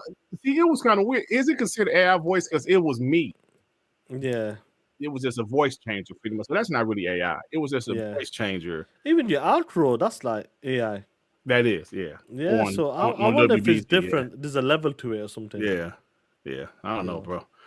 Vic Agambino with the 2. In other news, Fantastic Four was almost perfect. 9 out of 10. Okay, Vic, because Vic ain't really care for Superman like that. Thank you, Therapist with the 5. Apple and Google change. iTunes and Android and Google Music on iPhone. Yeah. Sure. Yeah, it is. Yeah. It's just different, man. That's where we are. Thank you, Therapist with the 20. What up? If these corporations wasn't so greedy and pouring unbelievable amounts of money in some of these games, is their fault for this? Every hit wasn't expected to be a hit. Halo 1 was mad fun, and because of that, it became a hit. Yeah, but I don't know. I mean, I can't say all of it is them because us gamers, we be one of those AAA, quadruple A games too, bro. We want those huge, realistic mocap. We want those type of games too. So I can't 100% blame them. Now I will blame Sony for last generation focusing on single player games, and now they're like, oh, now that was all them. But it worked for them in the PlayStation 4 gen. It did. Do you know what? It worked really good for them. But Sean later did mention 2019. He goes, yeah, these games are going up in price. Yeah, he mentioned that. It's a bit too much now, and maybe you got to scale down the size of the game, the hours of the gameplay. Like something's got to give. And 5 years later, here we are. Shaan, I mentioned this several times on TTS before, but I'm gonna say it again. There was a YouTuber when I first found this community, man. His name was the Bovine something. He's not around no more, I believe. The Bovine Heretic or something like that. He said, bro, this is around 2015, 2014, 2015. He wasn't like an Xbox. He wasn't a play. He was kind of like a neutral guy, but he said he knows somebody that worked at PlayStation, and they told him that PlayStation going forward, their focus is going to be single player story driven games. I remember that. Yeah, I'm telling you, he said that this was about 2014, and yes, obviously, I remember like someone mentioned I heard something about that in 2016. I think so. Yep, and he said all of their first party teams are going to be working on those types of games. And I remember this, and like I said, this is about 2014, and his channel wasn't a big channel, but he clearly knew somebody because if you look at the rest of that generation, that's 100% what happened. That's what every one of their games was a deep narrative, single player, story driven game. So I don't know if that was Shaan Layden call, but they realized it. They had to realize around 2018, 2019, this is getting too expensive. And that's when they started. Because think about it, bro. Jim Ryan didn't all of a sudden say, we about to focus on live service games in 2021.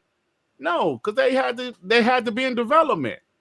And that's when they said, this is not right. We need to make more money. So I'm telling you, I never forget that. Like, I don't think the guy's around no more. But I do remember something like when I came into the community in like 2016. I remember someone mentioning that or seen like a video like, and then it kind of played out. Unless you might have mentioned it like earlier before, but it kind of played out. The cards when it hit 2016 prior, like boom, they just took off. Yep, and that's the only type of games they've been doing. I think the last generation, their first party, I think Killzone was the last game. Killzone 4. What was the name of that Killzone game? I think Shadowfall or some shit. Yeah, that shit. That was the last game that had a multiplayer in it. Yeah. That was it. Justin Boudran with the 10. We'll be watching AI movies before we know it. I saw a trailer of an AI movie the other day, bro. It was a black movie. It was an all black movie, like all black actors. And I was like, what is this? It's an AI movie? That shit coming, bro. Your baby with the 2. So the shine on Dirk's head ain't AI. Shaan, why would you let him say this to me? I'm not Dr. sure. Scott Z, who will release more, Sony first party or Shaan videos? Sony first party. Oh yeah? Shaan did his yearly video. He's done to 2026. He's done to 2026. We'll see. Pyro say the PS6 will be a traditional console and the selling point will be timed exclusivity. Play it first on PlayStation before going to other platforms. Well, we'll see what happens. But I'm gonna tell you, 3 to 4 years from now, but could be a different ball game. Yeah, but Parris, like I know, like Shaan said, it's still a long time away. But in my opinion, at this point, especially for live service games, time exclusivity wouldn't make sense for live service games. Maybe single player games, I guess, because Matt Piscatella did mention how like Stellar Blade was 185 the month before. Then when it went to PC, it's like number 5. Number 5 increased, yeah. Yeah, so you're gonna see, so PlayStation might, I mean, Parris probably right. They probably will do time exclusive with their single player games. I think their live service games will be day one. 1 10-pole game a year. Maybe he is right. Yeah. Yeah. So, But That's crazy, yeah, man. I'm not, man. This PS5 I got, bro. I still haven't played. I haven't played much of Spider-Man 2. There's no other games I really want to. I wanted to play Stellar Blade, but part of me still think that shit gonna come to Xbox. The only other game I'm gonna get is Ghost of Yota. Yeah. There's nothing I want to play on it, bro. Like I'm still up here, like. Well, I know since you're such a big fan of The Last of Us, there's something for you here. Oh, Take a look at this shit. Hey, Parris. If PlayStation's sticking to the old ways, what are we doing here? Remastering hardcover books for the script of The Last of Us? Part 1 and Part 2. Hey, they're how desperate are these motherfuckers. bro, they trying to find a way to milk. Yo, man, the cow is dry. She's got no milk left. But listen to me. Have you ever seen some shit like this, Shaan? Never ever. I tell you what, Naughty Dog, I'm not sure what they're trying to do, but when it comes to The Last of Us, that is one of the craziest games that's been remastered, remake, director's edition, PC. I don't know what's going on with this game. Why are they putting so? I reckon. Do you know why they're doing this shit there? Because of the show, The Last of Us season 2 Yeah, show. of course. Probably some shit like that. They're milking the shit out of this franchise. Even some of the PlayStation guys are roasting them. Yeah. They're like, come on, stop it now. Oh my god. They're saying they ordered a signed copy from Neil Druckmann. Oh man. Illegal Dad, show some damn respect. Come on, man. Yeah, but season 3, what the hell season 3 gonna be about? Joel is Mr. Fantastic now. What the hell, bro? And he's dead. So what the hell is season 3 gonna be about? Well, I heard there's a special clip in season 3. You want to see it? Hell yeah, let me see that shit, Shaan. Hey, man, you always getting the special clips. Man. You got the touch. You got the power. You got the touch. You got the power. Oh, shit. You got the touch. Woo! Oh, man. Ironhide. I would like to see where we're going to be, bro. We'll see how it goes. Anyway, I want to talk about this quickly. Someone that is not AI. Well, that was AI. that was AI. That was AI, man. But I want to talk about Obsidian. Grounded 2 is coming out, or it's out. I can't remember now, to be honest. But for some reason, they decided to put this tweet out talking about Eidos Montréal, and their last game it's a shame they couldn't make Guardians 2, to be honest, because that first game is amazing. I'm sure you agree with me when it comes to like Eidos Montréal, like Shadow of the Tomb Raider, Guardians 2, the last 2 games they made recently. Shit was amazing, but what's your takeaway from this? Like, I'm looking at this and saying like Eidos Montréal and Obsidian saying like, glad to have you, have you guys over here. We know they were helping. Was it Playground Games they were supposed to be helping? Fable, yeah. Fable. They still might be helping with Fable, but some parts of the other team is going to help with Grounded. So they're helping with Grounded too, and I'm assuming that's not only the game they're helping with.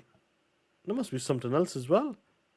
Outer Worlds 2 maybe, or maybe Grounded 2. Are they taking some of the open world type of or story based or something? Because they make some great story based content games.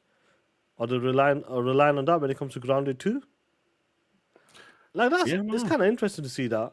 Eidos Montreal, we always talked about Square Enix. When Square Enix was selling them, sold them off, we like, shit, man. Crystal Dynamics and Eidos will be a great fit because they make them great Tomb Raider games, single player games. That would be perfect for Xbox. Don't forget Guardians of the Galaxy. They did that. Let me look. They said click the profile picture. Yeah, they did Guardians of the Galaxy. So here we are. There we go. Grounded 2, Fable, Guardians of the Galaxy. Game of shit. Yeah. No, that's Guardians of the Galaxy. Oh, sorry, Guardians of the Galaxy. Game of Thrones. I thought shit. Did it make that? I was confused for a second. Nah, yeah, Deus Ex, Tomb Raider. Yeah, so that's what they're working on right now, bro. They're working on Guardians of the Galaxy. I'm sorry, Grounded 2, and Fable. Just remind me, does Embracer Group still own them? I believe so, yeah. Like, we haven't heard Yeah. anything official that Xbox has bought them or anything like that. So right now, Embracer still owns them. Embracer didn't have nothing for them to do after That's what- Guardians yeah, of the that's what I was Galaxy gonna get to. flopped. Xbox said, yo, we'll take them. So they haven't bought them officially. If they silently acquired them, I think that's cool. Just like I still like Crystal Dynamics, even though Perfect Dark didn't work out. Yeah. They're still doing a Tomb Raider game. And I feel at this point, bro, since Xbox is multi-plat anyway, you're going to be making the games for all systems. Just go ahead and, acquire the studios if you can, if they're worth it, because there are definitely talented studios. And me, selfishly, as an Xbox gamer, shit, bro, they're going to be making first-party games for the brand that I love, and also, shit, man, it goes with the Game Pass, which is great. And let me say something, because I saw Christopher Dream, BG, some other guys saying Xbox guys are conditioned not to buy games. Listen, you pieces of shit. If there's a game we want that's not in Game Pass, we buy it. Yeah, I understand not every game is going to be on Game Pass. It's just when you have a great service, that's the first question you ask. Oh, is this game? Is it going to be on Game Pass? Just like people say, oh, is that movie on Netflix? What is that? Happy Gilmore 2's on Netflix? Oh, shit. Oh, shit. Because the service is so quality, we ask that question. Because if you put Call of Duty in Game Pass, anything can Anybody be in can Game get Pass. it, more or less, yeah. You put Expedition 33 in Game Pass, that's just a question. If the answer is no, okay, cool, I'll just go buy it. It's a question. Pieces of shit. Tired of these guys. Have you noticed that Christopher Dring, he always tries to, but tries to always downplay it. Yeah. But the thing is, Xbox gamers don't have that type of buying force. They Yeah, don't you buy see, they games always- like that. always Like, try to there's always downplay 'em. there's always a but. Do you know what I Yeah. mean? And his brother worked for Playground. Piece of shit. I heard about that shit. Yeah. He said it on that podcast. So obviously he'll have the information then, Yeah. So we'll see. unless his brother's giving him fake information. Oh man. But that's quite interesting. Like when it comes to Eidos Montréal and Crystal Dynamics, I'm not sure what they're doing. Are they going full time back to what's going on Big B Money? Going back to Tomb Raider? Are they full time on that? The full scale That's on what I'm that now? thinking. I mean, that's just me guessing. I'm thinking the Because team. half the team was working on Tomb Raider, so I'm assuming the yeah. full team is going back Yeah, there. probably because they ain't doing nothing else right now. And Eidos Montreal is probably working on Fable and Grounded 2 right now. And Mm-hmm. listen, these studios, if that's the way they gotta survive, that's what they gotta do. If you got to be Becoming a immersed in it, support studio, it's okay. You gotta survive, bro, because you got people that need to live. That's plain and simple. yeah, just you got to do. Like I remember about Ninja Theory, like before Xbox acquired them, they was doing what they had to do. They was making all kind of damn games to survive, bro. And it's rough, but it is what it is, man. You know, just like Remedy. Remedy are like mercenaries. They get paid to do something. They don't like they have no loyalty. Just pay them, they'll do it. And it's crazy because none of their games do well. Was they're so talented, but none of their games do well. What do you think it was like? God, prime example. It could have been like the Avengers when they made that game, and Guardians of the Galaxy was a hit. Like for me, as a game, it was a hit. Like a 9 out of 10, 8.5 out of 10. That's where I landed with that game. Great story, great characters, gameplay, not the cleanest, but overall it was a solid product. Yep. But the game didn't sell. Like, do you reckon when that game came out in 2019, I believe, or 2018, 2019, 2019, I believe that game came out. Do you just reckon, like, at the point where, like, at the time, guys, you got to remember this, Sony games were selling like that. When we talk about bragging about numbers, 5 million in 2 days, 5 million in the space of a week. And they were talking that shit when every game used to come out. Spider-Man's done X amount of copies in the space of 24 hours. You remember them articles and... Yeah. Do you reckon that's what it was? Just like them games with like people wanted them single player games only, and they wanted them high quality games. But Guardians, you look at it, it's not a Sony game. Maybe that's why it might have been against that Avengers as well. But that game should have been. You could say that's like a PlayStation game, in that terms of like a single player story game. At the time in 2019, It was a good game. Yep. Yeah, I just don't understand like a game like that. Marvel was still at his peak after Endgame. It still had like a bit of clout there, but I don't get why didn't that game sell, because it was a great game. Yeah. Hey, Duke Togo, yeah, that was special, Nick. Yeah. Bro, talking about special, Nick, did you see the beef they got, bro? Like, I know you talked about it a bit. I talked about it last night, bro. Like, you know what? Let me play. I want to play this clip. I got this other clip here as well. Like, what you talked about the Fable stuff first. Okay. Let me pull this up, guys. Get the super chat before I pull this up. P-Lump in Dirt voice. You got the touch. You got the power. Anyway, now Nick was talking about what the homie just mentioned about Fable. Why? Why do you think Fable would be next year? Because it's supposed to be this year. They said we're delaying it to next year. Yeah. Or this year. My information is that it's not going to be 2026. Your Xbox information is always wrong. I don't know. I've heard it from two different people now that Fable may slip to 2027, and that's not doom gloom. Oh, there's something wrong with the game, problems. Just hearing that it's taking a little bit longer than they expected. Well, I don't know. They did a whole video pumping up 25th anniversary of Xbox. I know. Trilogy that started it all. Fable fit. I know. I didn't see this clip. They do seem annoyed as hell. I don't know. I disagree, but let's see. But yeah, if I think in terms of I'm not about agreeing or disagreeing. I've had two different people tell me. Yeah, but you don't know anything about Xbox anymore. One of them wasn't from Microsoft. Doesn't matter. I'm just now, saying. You said this about PlayStation. I'm hearing that it's probably going to slip to 2027. I would think that anyone thinks that they know exactly when it's going to come out right now doesn't know. They don't know.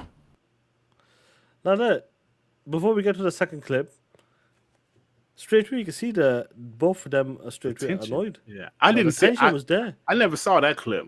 I saw the other one. That's the first time me seeing that as well. But I knew that's a clip that Addison and now. You see the tension there straight away. The guy said, "You don't know shit." Basically, in that sense, like pretty much. Basically saying you don't know shit about Xbox anymore. So something's happened. Looking at that reaction, then the next there's another clip of them. I don't know if he left the show or something happened. They said that Nick is just has a problem. He's a attention seeker or something, or just has a problem. The cloud. He just puts it out there. He has a massive ego. That's what. That's what John Clark said. He got a massive ego. Yeah. Let me play this one. 1 second. He said, okay. So they said that's not new with them. They say that. I don't watch this show, so I don't know.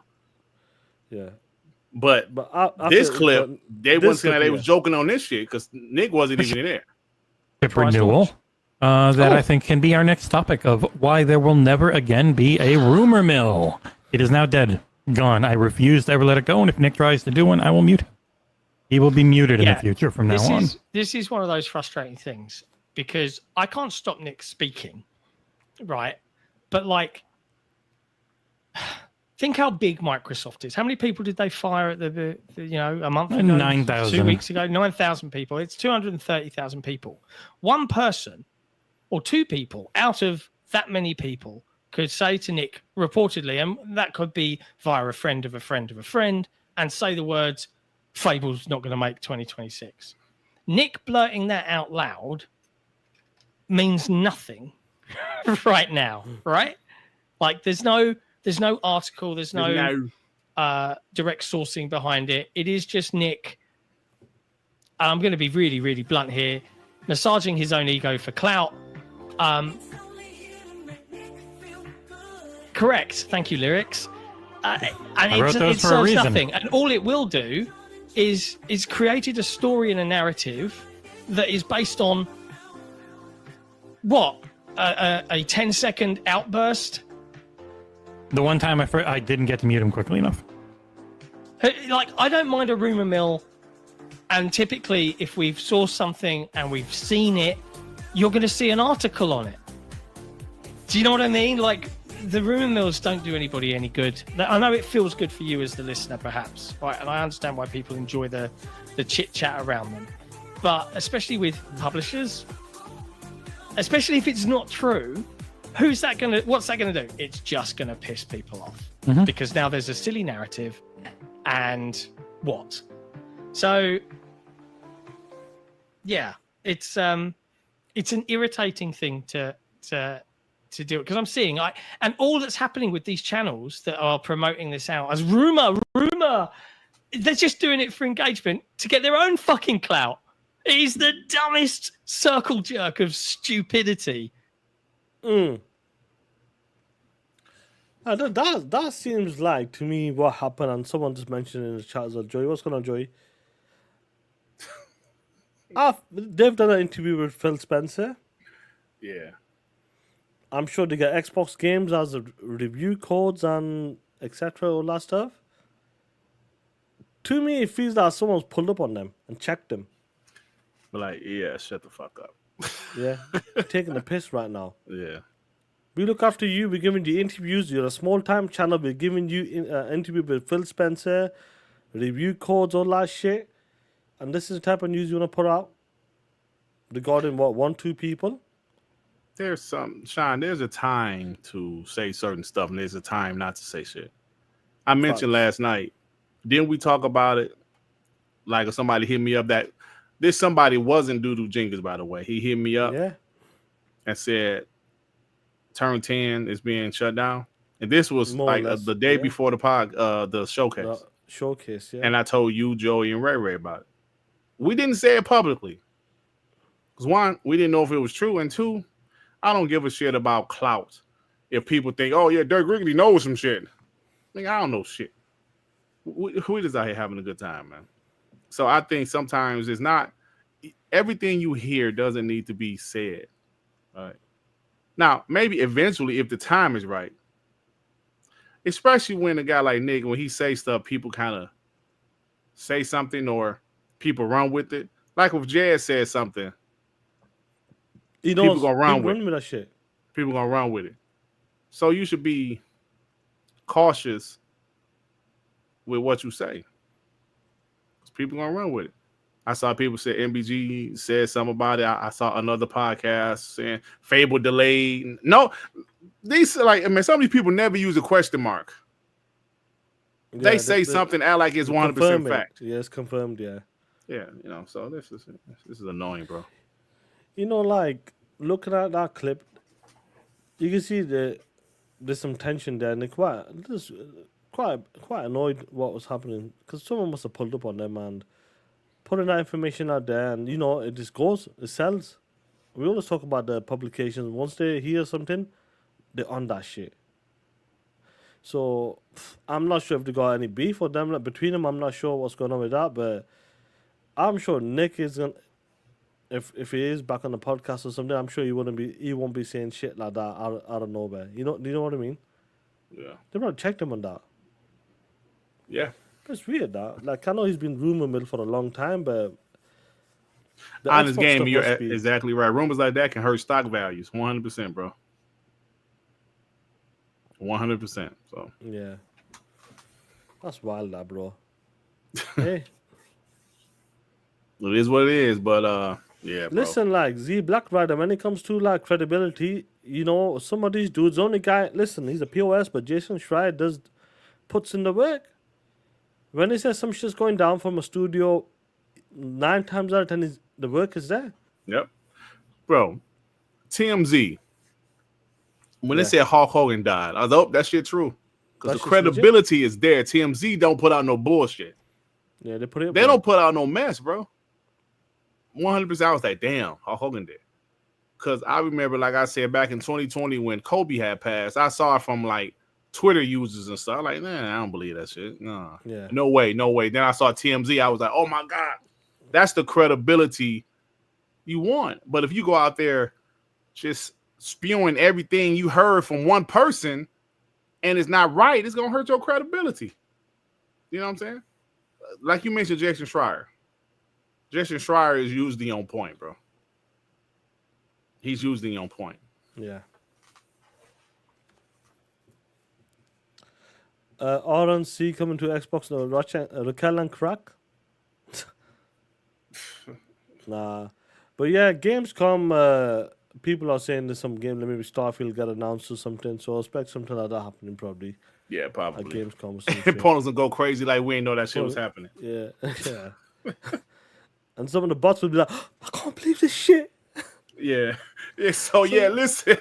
Listen, let me say it right now. Go on. I think Nintendo is going to announce some Xbox games coming to their platform. And Starfield is going to PlayStation. So please don't be like, oh, whoa, no, Xbox, what are you doing? Listen, stop it. Stop it. Brother. That's crazy. Where are we now? There we are. Yeah, Sean. Wake up, Sean. No, I was pulling some down because it's that time of the month. That one dude. It's that time of the month. What? Payo. Oh, PlayStation shit. haircut.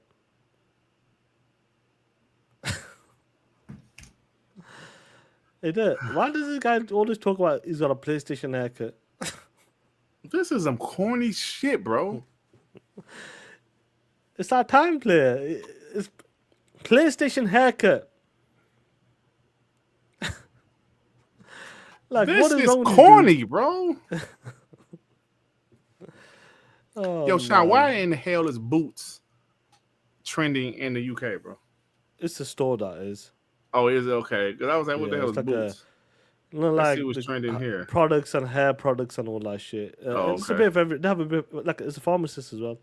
So it's a bit of everything. Bro, that's some corny shit, man. Yeah, some funny shit, bro. Like, I don't understand. Like, punchable face. What does that mean? That mean your haircut they had on games? Like, what does that mean? You got dudes kissing their PlayStation. Yeah. Oh man, you got dudes having a PlayStation haircut. What's next, man? Shit is stupid, bro. Oh man, shit is stupid, bro, man. Oh man, that's your boy, Shaan. Payo. That's your boy that said, now that the ABK deal is over, PlayStation's about to have a showcase and kill it. Yo, that was the funniest shit, wasn't it? When they said, oh, they held back when they come to the showcase. Yeah. Yo, that was some good times, bro. Now, we're still waiting for the showcase supposed to be in September, so. Yeah, it's going to be August now, so not far off now. Yo, Sean's boy, remember that tweet you sent off Jay Borry, Sean's my man or something, like the homeboy or something? Yeah. Hey, yo, that's some funny shit. I'm going to I'll take it easy on these dudes, because Sean is there. My homie Shaan, did he blight you before you blight anybody else? Yeah. Oh, man. Oh, man. Some funny shit, bro. But anyway, guess what time is it, player? What time it is? Hold on, Shaan. You time to... Huh? Did you talk about the 2.5%? Oh, shit! Talking about 2.5%. PlayStation is out here flashing their money like that. Hey, this is we're in trouble. Sony's out there. 2.5% is not a joke. Man. Damn, I'm worried. Xbox is gone. I'm very concerned, Shaan. I'm very concerned. Let's talk about this 2.5 when it comes to Bandai Namco. They've signed a deal, a partnership. Sony acquires 2.5% of Bandai Namco holdings. I'm shaking. A strategic business alliance agreement, Shaan, aimed at strengthening engagement among anime and manga fans. Wow. Wow. A whole 2.5%, Shaan. God, dog. Damn. I wonder if they got that on 24 months interest, an interest plan. Interest-free plan. No, Shaan, does this mean all the Bandai Namco games are exclusive now? Do you notice how you didn't hear no Pony saying that shit? I remember that shit. Because remember, even with Kalakawa, They were saying they was going to buy Katakawa. Then it was just 10%. But it was still Pony saying, well, From Software Games going to be exclusive. You ain't hear nobody say that shit about Nope. None of them. But did you hear anybody talking shit about it? You know, I feel like the last time they did this, I think the ponies know, like, you know what? Let's not just jump the gun. Because I think that Katakawa won't hurt them. They did say that Elden Ring is a first party game. Yeah, they said that shit. They did, Shaan. They said they did say that shit. And then I remember that one guy, Warhammer Dave. Yeah. Like, you will never see another From Software game on the Xbox platform. Ooh, that shit changed, Shaan. Ever since Helldivers went over to Xbox, they don't know what to think anymore. Yeah, you still got some delusion. You still got some delusion. Yeah, you still got some delusion. Because they think it's a tactic or something. Do you know what I mean? I got a bunch of receipts of people saying Spider-Man wouldn't go. Ain't never going. So if Spider-Man ever goes to Xbox, I haven't got audio. Oh. Hey, if that shit happens, that'll be another video Shaan to do, y'all. I might have to drop a video over the weekend. Who knows? Yeah, right. You ain't dropping more videos. Oh, yeah? You ain't dropping no videos. Shall I drop one now? Oh, you already did another video? No. But I might do one over the weekend. I got something. Really? Audio. So it can be longer than 3 minutes. It might be 5-6 minutes long. Damn. That's right. Yeah, I got something cooking. Okay. Yeah. They easy with it too. Ponies can blow into controllers 2.5% more now. Funny shit, bro. Oh man. You know, cat and raisin potato goes, we need that baby step reaction. That's a classic. That shit's a classic. But guess what time is it? Player. What time it is? Time to talk that shit. It's We Believe Green, baby.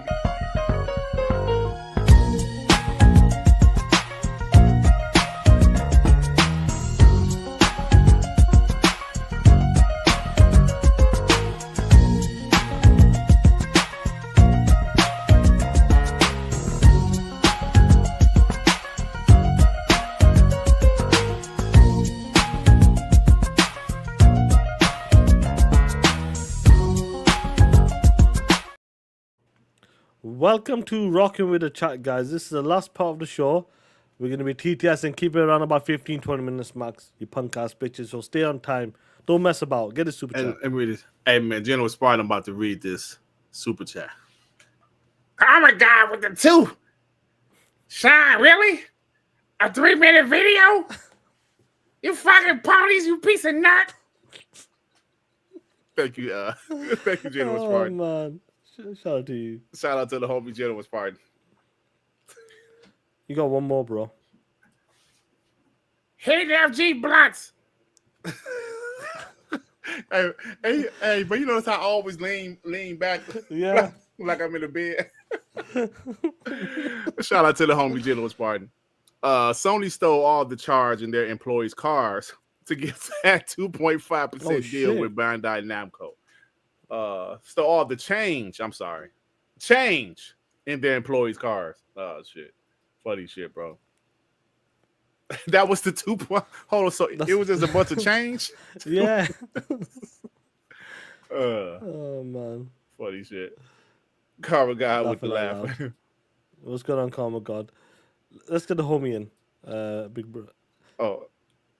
Yeah, I heard all that shit.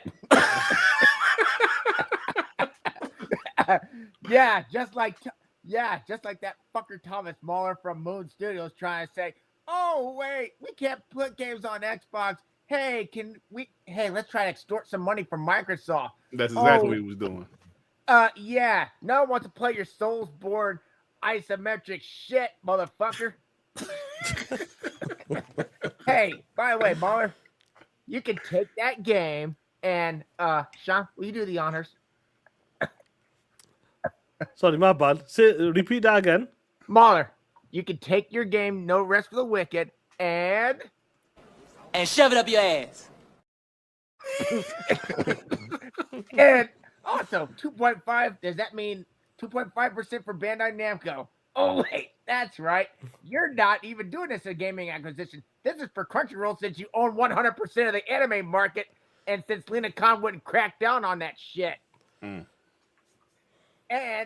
it's not even. It's dealing with anime, not gaming. Meaning you didn't acquire jack shit.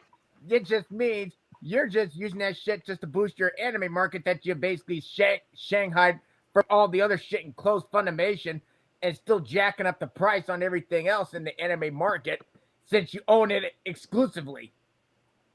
There you go. Meanwhile, at Microsoft, let's see, Call of Duty Black Ops 7, Outer Worlds 2. Oh, Wu-Tang just came out yesterday on Game Pass. Got my ass whooped, deleted that. Oh, man. And meanwhile, Borderlands 4, and also these other guys saying we don't acquire games. I just bought the Priest and Trepang 2 last week on a sale. So for all y'all, shut the fuck up. Shout out to General Spartan.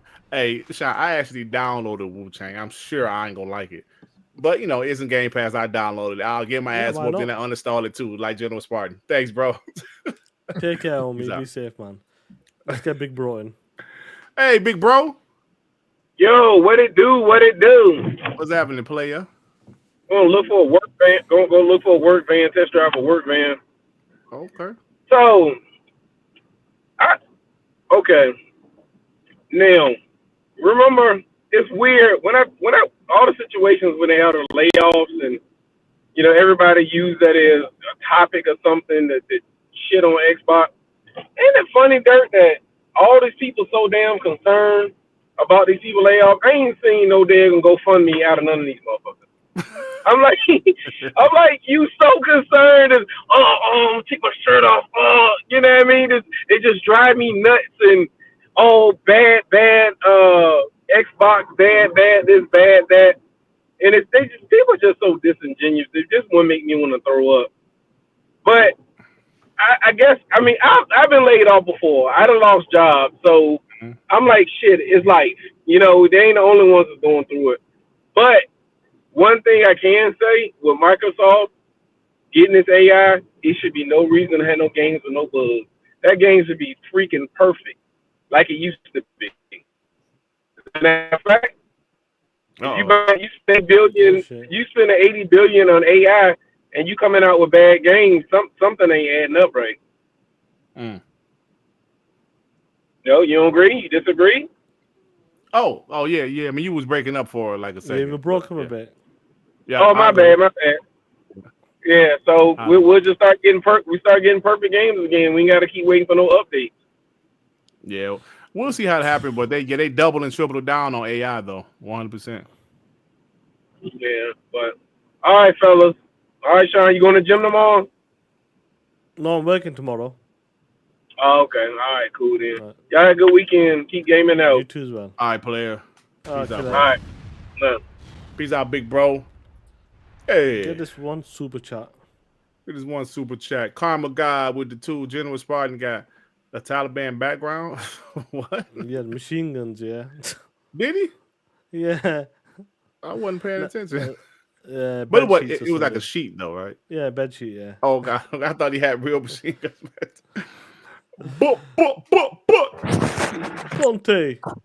Fonte, man. Yo, what I doing? What's up, bro? Everything all right? Chilling, man. I'm chilling. What's up? You know what? I ask you and Shaan. I was just thinking. I was looking at because on my Xbox, I don't know. People set theirs up on my Xbox dashboard. I have a selection. I tag Bounty and I tag Game Pass. And all the games that's in Game Pass right now, I have like 15 games on Game Pass that I'm backlogging. And in my selection, I have like 20, maybe 20 games. I'm wondering how many backlogs y'all got? Because shit, dude. Bro, I still haven't even finished Cyberpunk yet, bro. And that game came out in 2020. There's so many games. I haven't even counted. There's so many games I haven't got to, bro. But it's something similar to yours, probably even more. Yeah, definitely. Yeah. Man, I'm playing Banishers now, Dirt, and I gotta say, that game is awesome. Bro, people slept on that game, bro. The game was Yeah, fire. that game, man. I'm playing it, and I was like, I'm doing a lot of side. Usually, I don't play too many side quests. I'm like, I want to do all of this. Side quests are fire, bro. And do the side quests, because I thought that after I finished it, they would let me go back and do some side quests, but they didn't. Nope. Yes, that's why. Yeah. It's like when I went to a point, they said something about if you go to this point, you're not gonna be able to come back. So I'm like, you know what? Say that, I'm like, nope. I'm finished all the side quests. Yeah, that's when you do a save. You always do a save, like a separate save before that, and go for. Yeah, that's probably what it should be, because there was a bunch. Because them side quests are really deep stories. Yeah, I wonder if they sorted that out. If like an update came and you could go back to him, but I'm not sure. But that's one game you always If they talk drop about. a new game plus, I would probably play that game again. But like, see, the problem a bunch of some of these games are so fucking, like 50, 60 hours, bro. I can't get through all of them. Yeah, you're right. But I just came in here to say what's up with y'all. I ain't been in no live in a long time. Work been kicking ass. But before I get out of here, I just want to ask Dirt, Shaan, how y'all doing personally, family wise, and personal life? Is everything good? Oh yeah, everything good, bro. Thanks for asking, complain, man. bro. Yeah, all right, can't complain, bro. Like, Thanks, family's man. good, kids are good, work's good, going to the gym as well, bro. Like everything's steady, bro. Like I can't complain. Yep. All right, good to hear that, man. Y'all have a good one. Thanks, I bro. hope the same is for you as well, bro. Yep. Bunty, that's a good point, man. The damn backlogs, bro. Then it's like I haven't even got to freaking Oblivion yet, bro. I know we talked about it. It's like I remember playing Ninja Gaiden Black 2. I'm on like chapter 14, but I just stopped playing it. Like I'm at the last 2 chapters. I think I think it's like 16 chapters. I'm about 14, and I left it. Star Wars, I was playing that, and then I left it. I'm like, normally I don't do that shit. Yeah. Then I'm playing what was that? Space Marine. Stop for the bear. I'm playing Robocop now. Like, I got to a point where normally I don't do shit like that. I try to like focus on one game. Shit, we haven't finished Split Scissors. Yeah, we still haven't finished that. Yeah, bro. Like I said, Star Wars Outlaws. I stopped playing that.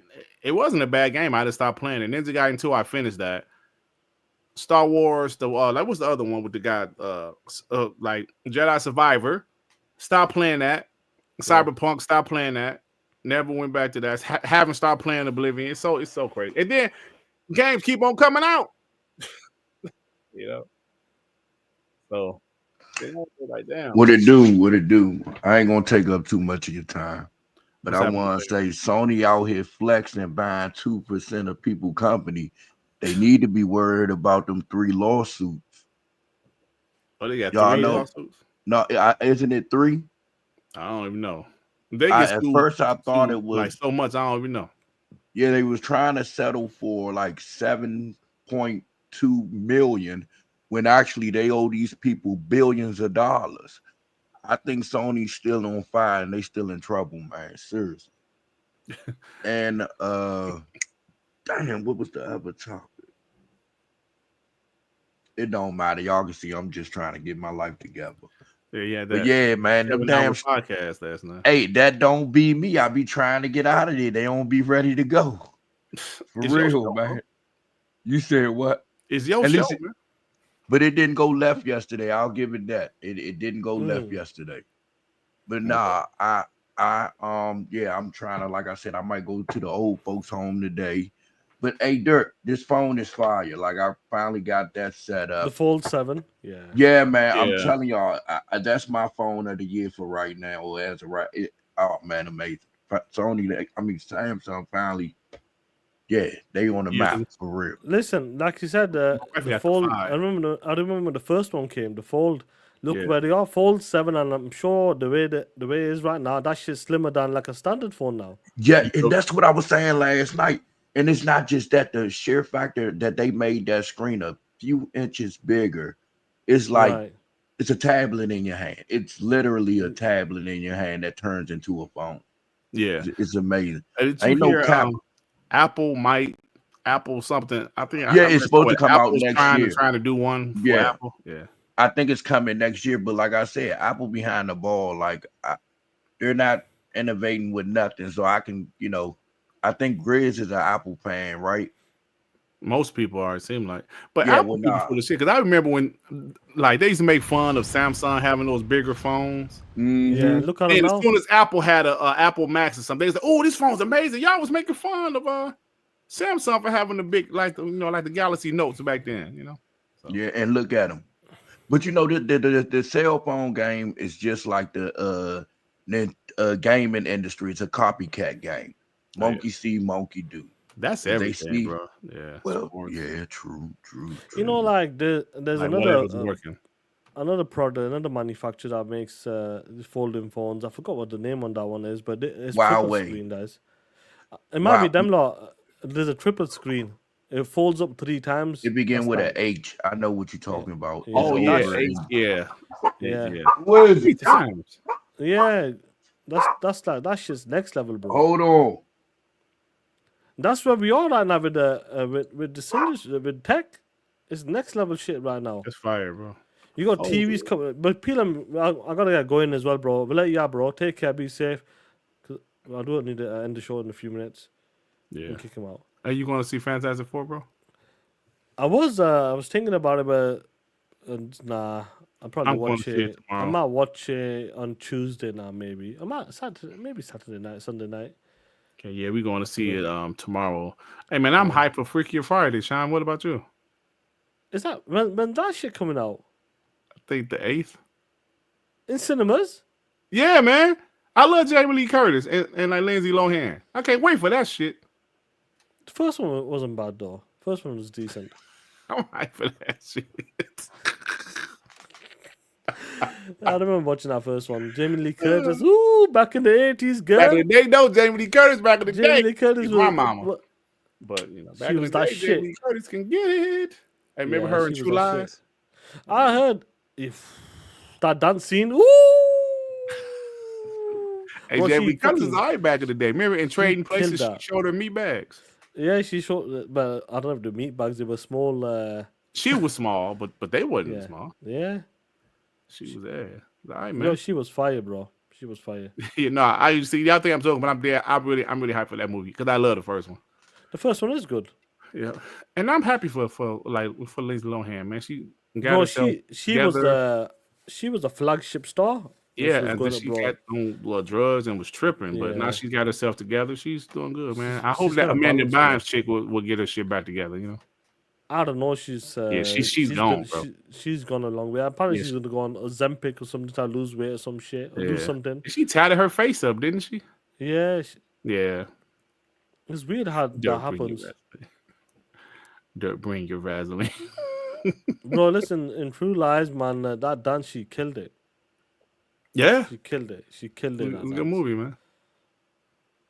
A lot of these stars need help. No, like Macaulay Her arms Culkin is too and these skinny. guys. Cody, what's his name from Goonies? That other guy from Goonies. Cody what? Corey Feldman. Feldman, yeah, these Yeah, guys. because Corey Haim did. Yeah. Other ones that Oh, passed away. Stand we by said me. the Goonies. Yeah, Corey Haim wasn't in the Goonies. That's But the Lost Stand by Boys. Me, that's cool. The other ones passed away as well. A lot River of the Phoenix. stuff from like, yeah, Phoenix River as well. Phoenix. That was Which is Joaquin Phoenix's older brother, yeah. Yeah, his old bro. And a lot of them stars back in the 80s and 90s, bro, like either drugs or just gone like at the age of like 25 or they were just Yeah, gone bro. 24 because drugs got to them or Hollywood could be a rough place, man. Not that I, especially them times. Yeah, especially when they're kids and shit. The kids yeah. in them times, bro, it's a different ball game. Yeah, so. Yeah. All right, bro. Get these 2 super chats, bro. All right. Karma God with the 5 dirt. Ain't nobody tell you kick me out. Sorry, what was that, Peter? My bad. That motherfucker kicked me out. Yeah, My we're closing bad, the my show, that's bad, why. Dirt. All All right. right. No, but Karma God with the 5 dirt. You got my kids running around talking to each other with paper towel roll. That's funny. They should, bro. Yeah. Be like, I used to say, hey, yo, Dad, Karma God, you a piece of shit. Fix me dinner. As Shaan said, go fix me dinner, Dad. Buy me some Wingstop, you asshole. ain't that how we used to be when we was younger though? Hell no, I ain't talking to my mama like that. Hell no. No. I'm talking about the paper towel, dog. Oh yeah. I used to make raps like that, bro. I used to be like, my name is Dirk Griggity, bitch. Where them hoes at? You know, I used to be rapping like that. Why so serious with the two? Dirk and Shaan. Y'all ain't shit. Nah, y'all really ain't. But Dirk, you know I gotta use that. You got the power. That shit is hilarious. I'm telling you, as soon as I learn how to get this shit together, I'm gonna do some homework over the weekend. That shit about to be fire. For real. That's funny shit, bro. Common guy with the two. Dirk hit up Ice Cube for a Black Friday film. Hey, did you see that new trailer for Ice Cube? Got a movie coming out. It was something to do with weird. like War Worlds, but he had a computer screen. People was roasted like, yo, Ice Cube fighting aliens on FaceTime. Ice Cube fighting aliens on Zoom. I was like, yo. You know. He's acting. The only acting I liked. I mean, certain Bros roles. in Hood was good. Certain roles he's good, but he never like this Got comedian past that. Ari Spears kind of roasted him the other day. Said he always plays the same. He's always Ice Cube, which is kind of true. I like Ice Cube. I remember him hearing that it was a movie called Poetic Justice that came out in the early 90s. It was with Tupac. We heard of it. Yeah. And it was kind of a love story. It is a love John story. Singleton offered that to Ice Cube. But Cube was like, I ain't doing that shit. You know, like, no, you know, I only do no love story. But I think that would have helped him as an actor because Tupac did it. And Tupac did it. Tupac has done But Tupac did a lot within his time. his You know, time. he did Hell yeah. multiple movies within like a 2-3 year span. Yeah. Multiple. Are we there yet? Are we there yet? Like, he was still Ice Cube. He just wasn't a rated R Ice Cube. He was a PG-13 Ice Cube. Yeah. And every like movie with he was Tupac, Ice they tried to Cube. do different roles. He tried to do Pac a was bit, he was a versatile actor, bro. Yeah. He tried to do different roles. Hey, yo, Janet. Bitch, give me kiss. Hey, but I never said my second thing. I'm just here to promote me and Grizz. You know, we on each and every They come for our Tuesday throne, Shaan. and every other day. Yeah, so we him and gonna Grizz run they it come up. for our throne. Look, he the leg man. I'm the wheel man. We coming for it. We want it all. Megatron, is that you? Hey, Dirk, that shit killed me when you did that. I swear to God. All right, Lump. Ah, kill him, man. Peace out, Let you Shaan. go, All man. right, Let's y'all. close I'm this gonna shit get out. out. All right. Peace out, Be bro. safe, Pila, man. I need to holler at y'all in the background. Just throw me in the background. Okay. You ain't talking about shit. You ain't talking about shit. You know what? I Dex. need to watch a New Jack City again. I kind of Grizzly, that really was Ice-T, you piece of shit, not Ice Cube. I don't really remember it. Like Wesley Snipes on these guys. I don't really remember it as much now. This was Remember you a some young movies you punk. watch as a kid, then you kind of forget about it. Yeah. I Nah, that's one of the you movies was I a don't young remember. punk, Shaan, you know? Yeah.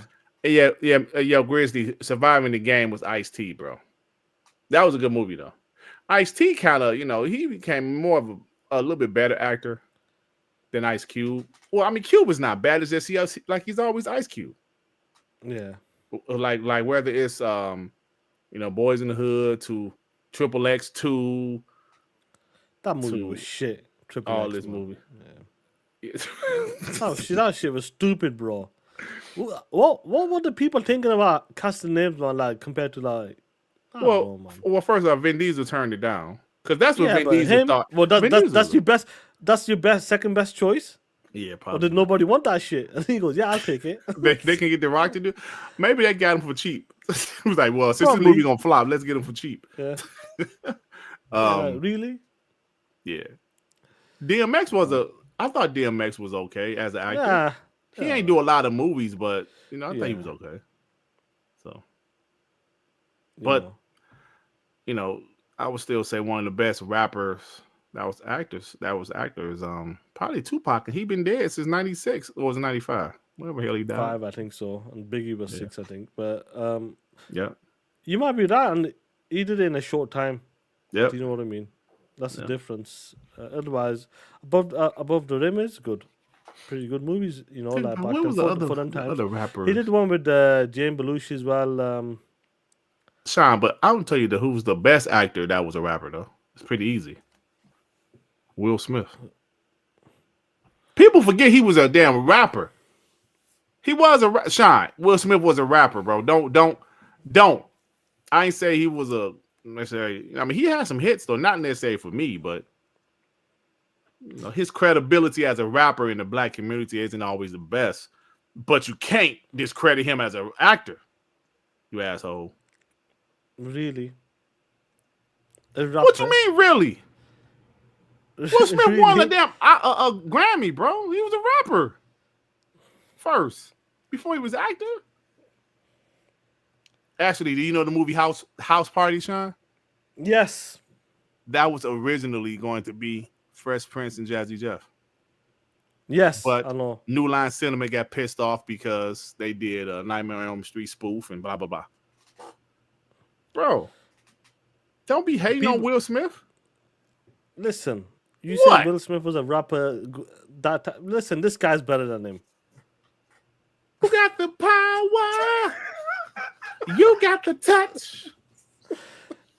You got the power. Yeah? I don't listen to that piece of shit than Will Smith punk ass was a rapper. Yeah, right. Punk ass bitch. A rapper. Yeah. Will Smith was a rapper. I would have classed him as a rapper. He was a rapper. Name one rap song like compared on a level as like Biggie or I didn't Pac or say something. he was as good as Tupac. Listen, no, I like a didn't song. say- I'm not as a song. Summertime, you piece of shit. They still play Summertime to this day. What summertime? No, what the fuck are you talking about? Sunshine. You don't understand. Summertime. You ain't a black guy in America. I know that shit. You're Listen a to me. Pakistani dude When in the UK, when you it don't comes get to it. Will Smith, listen, I love his songs, but the rapping part, like you talk about his rap songs, calm down, player. Shaan, Calm down. I never said the quality was great. I said he was a fucking rapper. I'm talking about look, Men in Black. You probably classed that as a rap song, knowing your punk ass. Welcome to Miami. Dope song. Shit's fire, but act like that's a rapping song or some shit. That's after he was an actor already. His songs were PG, but Summertime. he was a rapper. Yes. No, That your was after punk he was ass. the first No, person. your punk ass. You probably saying just the two of us was a rap song as well. It was. I just like that shit. It was That a shit's rap good song. though. He Here was comes a the Men in rapper. Black. I ain't say he was Men a in Black. great rapper, but he's the best rapper turned actor Yo, like this. Wild West. And like Latifah is probably the second best rapper turned actor. She was a rapper, Shaan. Don't go there with me. So don't start that shit. Well, Queen Latifah. Yes, she was a rapper. She was the second best rapper turned actor. Well, she's reminds me of Ice Cube with the acting. No, she's a better actor. She's a better actor. Do you remember that Set It Off with Jada? That was You her know when they being robbed the bank? herself. A stud. Yeah, that's her. But that reminds me of Ice Cube, the way just the acting. My top 5 rappers turned actor, not necessarily in order, but I would say Will Smith, Latifah, I say Ice Cube, I say Tupac. Even though Tupac ain't did nothing in 20 years, he's still in the top 5 list. Well, obviously, because he did a Now lot. the in the fifth one, I can say Ice-T, say LL Cool J. After that, I'll give LL Cool J higher than Will Smith in terms of like rapping and singing. Shaan, what's your problem? I love LL, right? And you saying you're discrediting Will Smith as a rapper, bro? Why? I don't think that was his strongest points.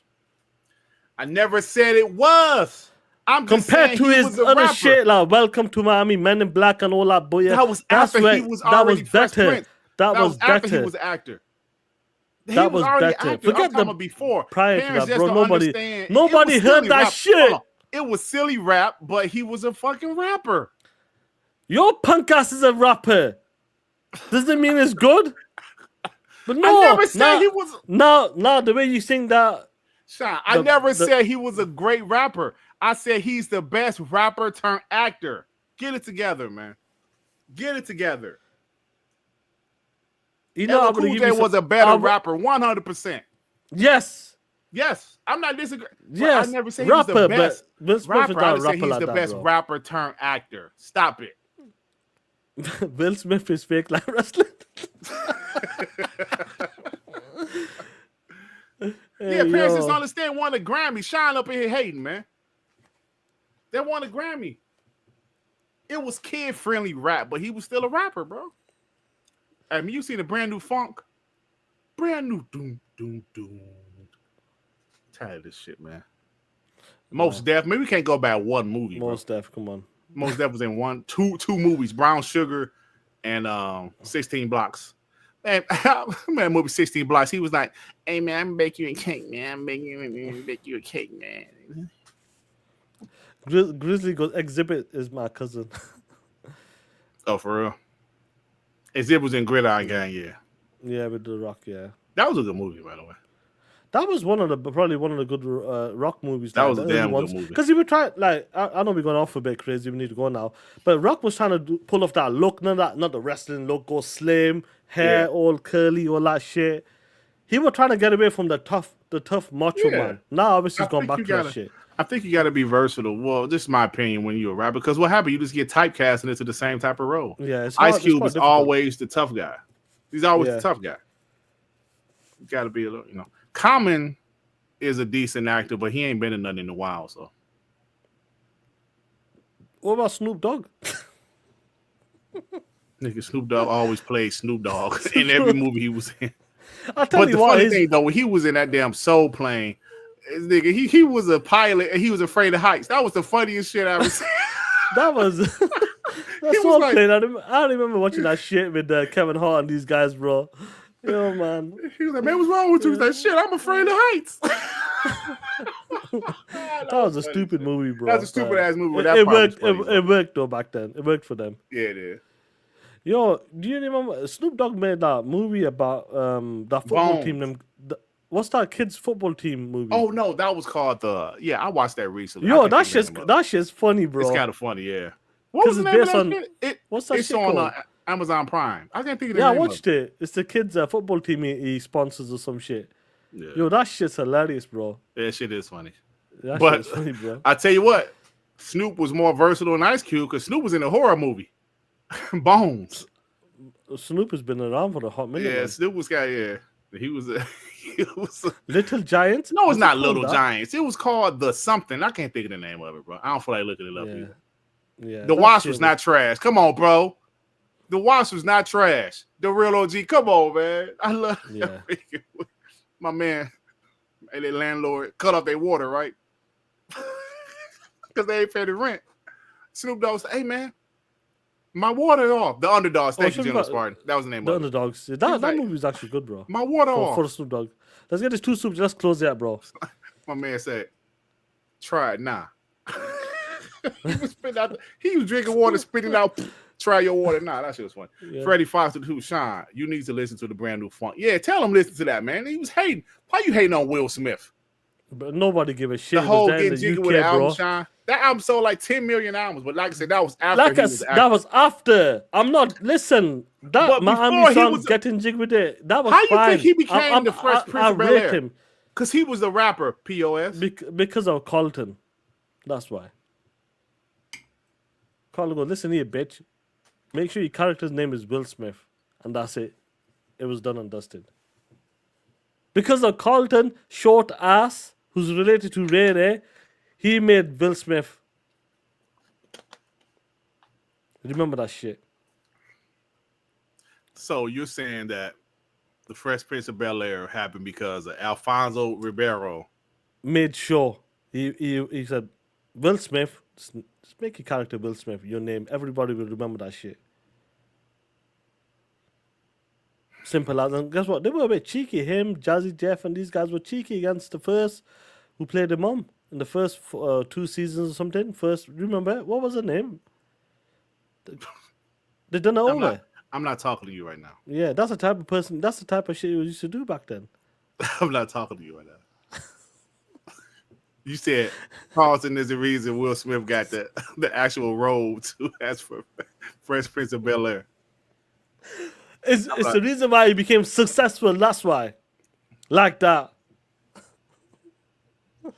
Shaan, roll out. Bro, no, listen to me. Shout out to Will Smith, bro. Bro, Will Smith is good, bro. You know I'm taking a piss. But the rapping part, yeah, whatever. Hey, Tech, yeah, it said Shaan got CTE.